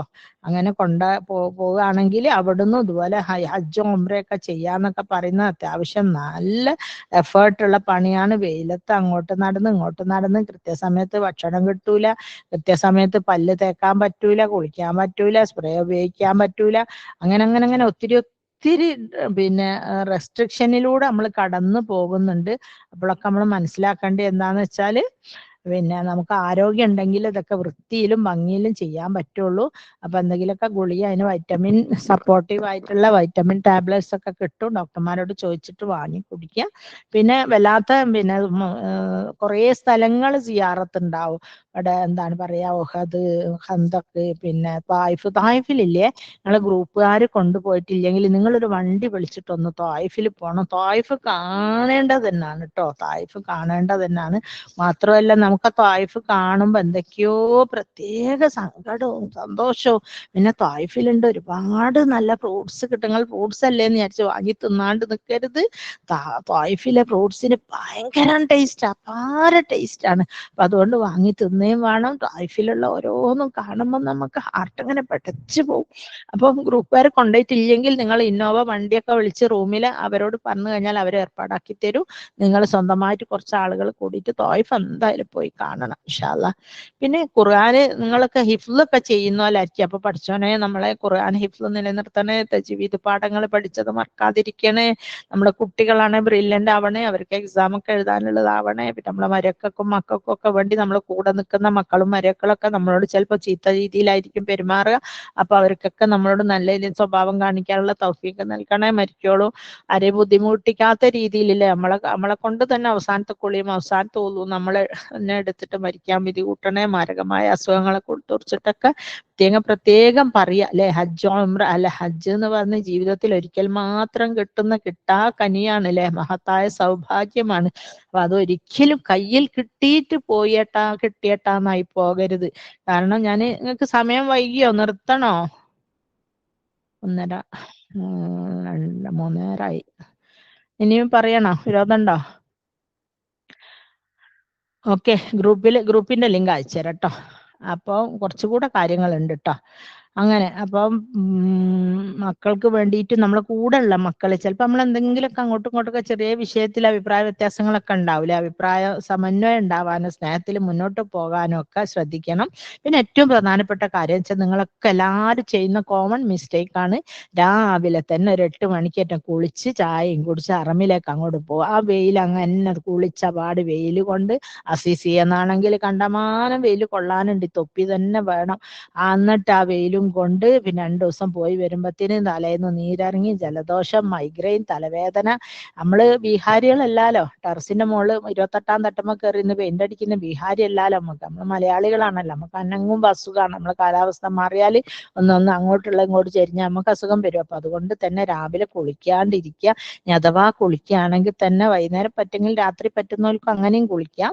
പിന്നെ കുളിച്ച പാട് പുറത്തിറങ്ങി മുടി നനച്ച് വെയിൽ കൊള്ളാണ്ടിരിക്കുക കേട്ടോ.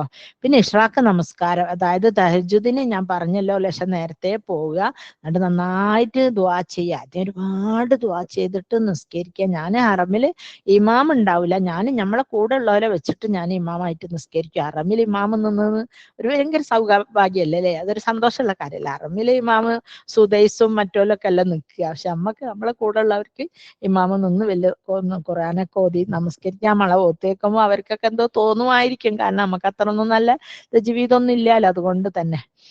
പിന്നെ ഹറമിൽ പോയും വന്നും കളിക്കാന്നുള്ള ചിലരുടെ ഒരു ഹോബിയാ. ചായ കുടിച്ച് പോയി, ചോറ് നിന്ന് പോയി, അങ്ങനെ കളിക്കുക. അപ്പൊ നിങ്ങൾ എന്ത് പണിയെടുക്കണം വെച്ചാല്, ളുഹറിന്റെ നമസ്കാരത്തിന് പള്ളി പോകണമെന്നുണ്ടെങ്കിൽ അങ്ങനെ, ഇനി അഥവാ പോണില്ലെങ്കിൽ പിന്നെ നമ്മളെ റൂമിൽ തന്നെ പള്ളി ഉണ്ടാവും, അവിടുന്ന് ളുഹർ നിസ്കരിച്ച് ചോറ് നല്ല ഹെവി ആയിട്ട് തന്നെ ചോറും തിന്നിട്ട് അവിടെ അതുപോലെ നല്ല ഫ്ലാസ്ക് ഉണ്ടാവും. എന്ത് ചായ വേണമെങ്കിൽ, ചൂട് വേണോ തണുപ്പ് വേണോ, തണുപ്പുണ്ടാവില്ല, ചൂട് വേണോ, പിന്നെ കട്ടൻ വേണോ, വിത്തൗട്ട് വേണോ, വിത്ത് വേണോ, കടുപ്പം വേണോ, അങ്ങനെ എല്ലാ ടൈപ്പ് ചായകളും ഉണ്ടാവും. ചായ ഒന്നൊക്കെ കുടിക്കുക, അല്ലെ ഫ്ലാസ്കിൽ എടുത്തിട്ട് പോവുക. അതുപോലെ ഇവിടുന്ന് പോകുമ്പോൾ നമുക്ക് ഇഷ്ടപ്പെട്ട സ്നാക്സുകൾ ഉണ്ടാവും, അധികം മധുരവും ഇതൊന്നും ഇല്ലാത്ത ആ സ്നാക്സുകൾ വാങ്ങിയിട്ട് പോവുക. എന്നിട്ട് ഈ 2 മണിക്ക് ചോറുന്നൊന്ന് അറമ്പ് പോയി നിസ്കരിച്ച് ഓതി ഇരുന്നാലൊരു 4-5 മണിയാകുമ്പോൾ നമുക്ക് എല്ലാം വിശക്കുമല്ലോ.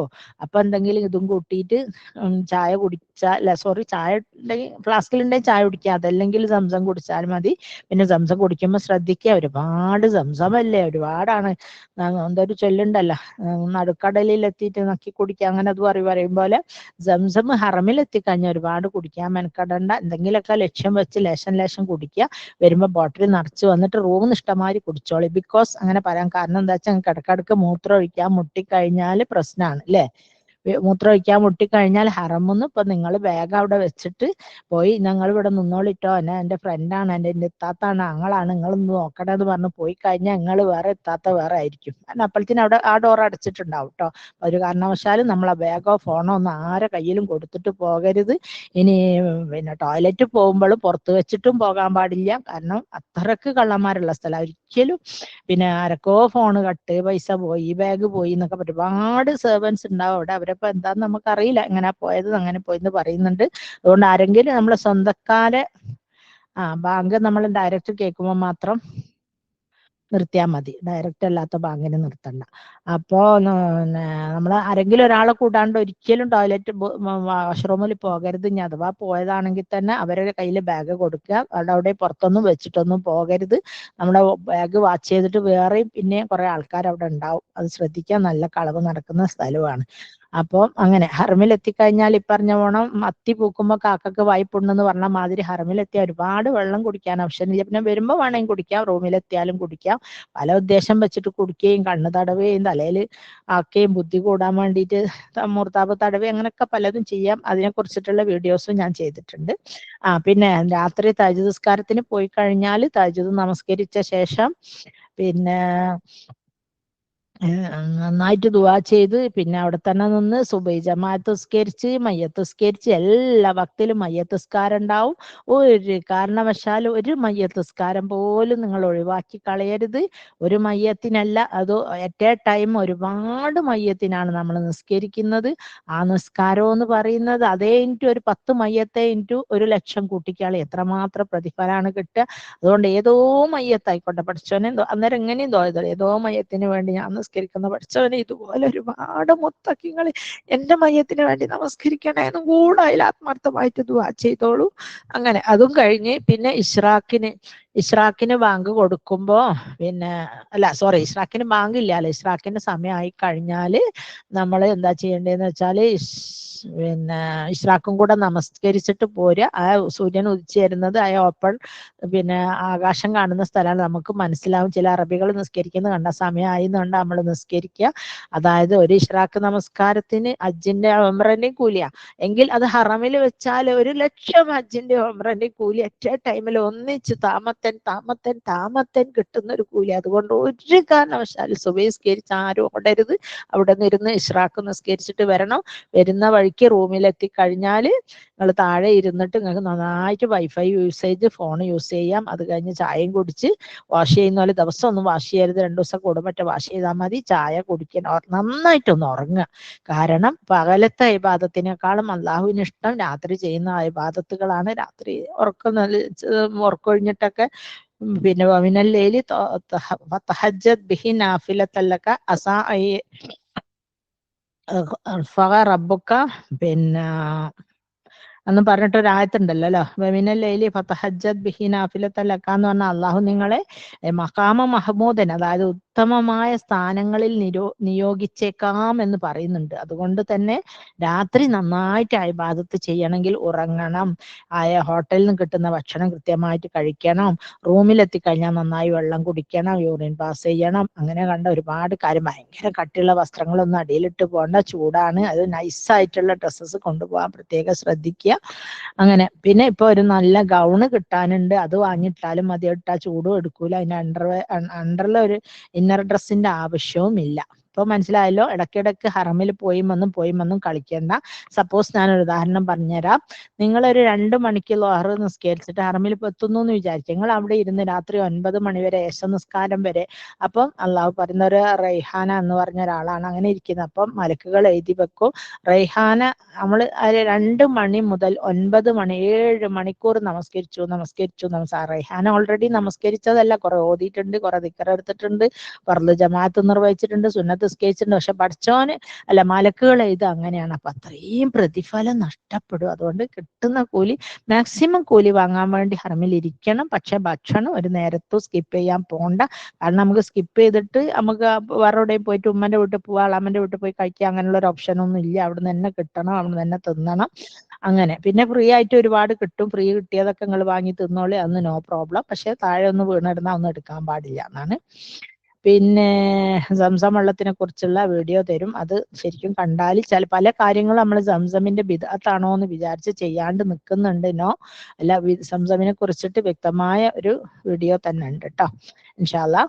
പിന്നെ റൗള ഷെരീഫ് കാണാൻ വേണ്ടി പ്രത്യേകം ദുആ ചെയ്യണം. എന്തോ നുസ്ക് ആപ്പ് ഉണ്ട്, അതിൽ ഡൗൺലോഡ് ചെയ്താൽ മതി എന്നൊക്കെ പറയുന്നു. അതൊന്നും നമുക്കൊന്നും ചെയ്യാൻ പറ്റൂല. ഒക്കെ ഈ മൊബൈൽ ഫോണിൽ റിസർച്ച് നടത്തുന്ന കുട്ടികൾ, ചെറുപ്പക്കാർ ആൺകുട്ടികളൊക്കെ ഉണ്ടെങ്കിൽ അവരെ കൊണ്ട് ചെയ്യിക്കുക. എന്നിരുന്നാലും റൗള ഷെരീഫ് കാട്ടിത്തരണേ റബ്ബേ എന്നൊന്ന് ആത്മാർത്ഥമായിട്ട് ദുആ ചെയ്യുക. കാരണം കഴിഞ്ഞ ഉംറക്ക് പോയിട്ട് നമുക്കൊന്നും കാണാൻ പറ്റിയിട്ടില്ല.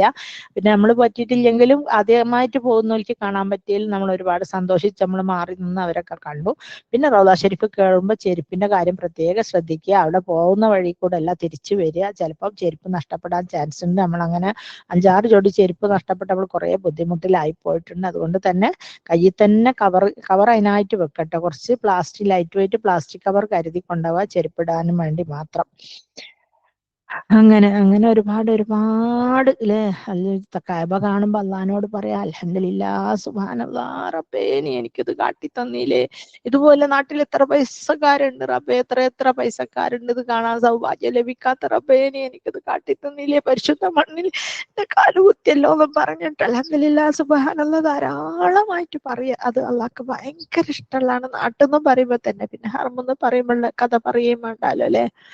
പിന്നെ മരണപ്പെട്ടവരെ ഞാൻ പറഞ്ഞല്ലോ, അർഫയിലത്തെ വീണ്ടും പറയാണ്, നമ്മളെ മരണപ്പെട്ടു പോയവർക്കുള്ള സ്വർഗം, അവരുടെ കബറ് വിശാലമാക്കൽ, നരകമോചനം, പിന്നെ വിചാരണ എളുപ്പമാക്കൽ, അങ്ങനെ ഒരുപാട് നമ്മളത് പറയണം മറ്റുള്ളവരതും അല്ലെ.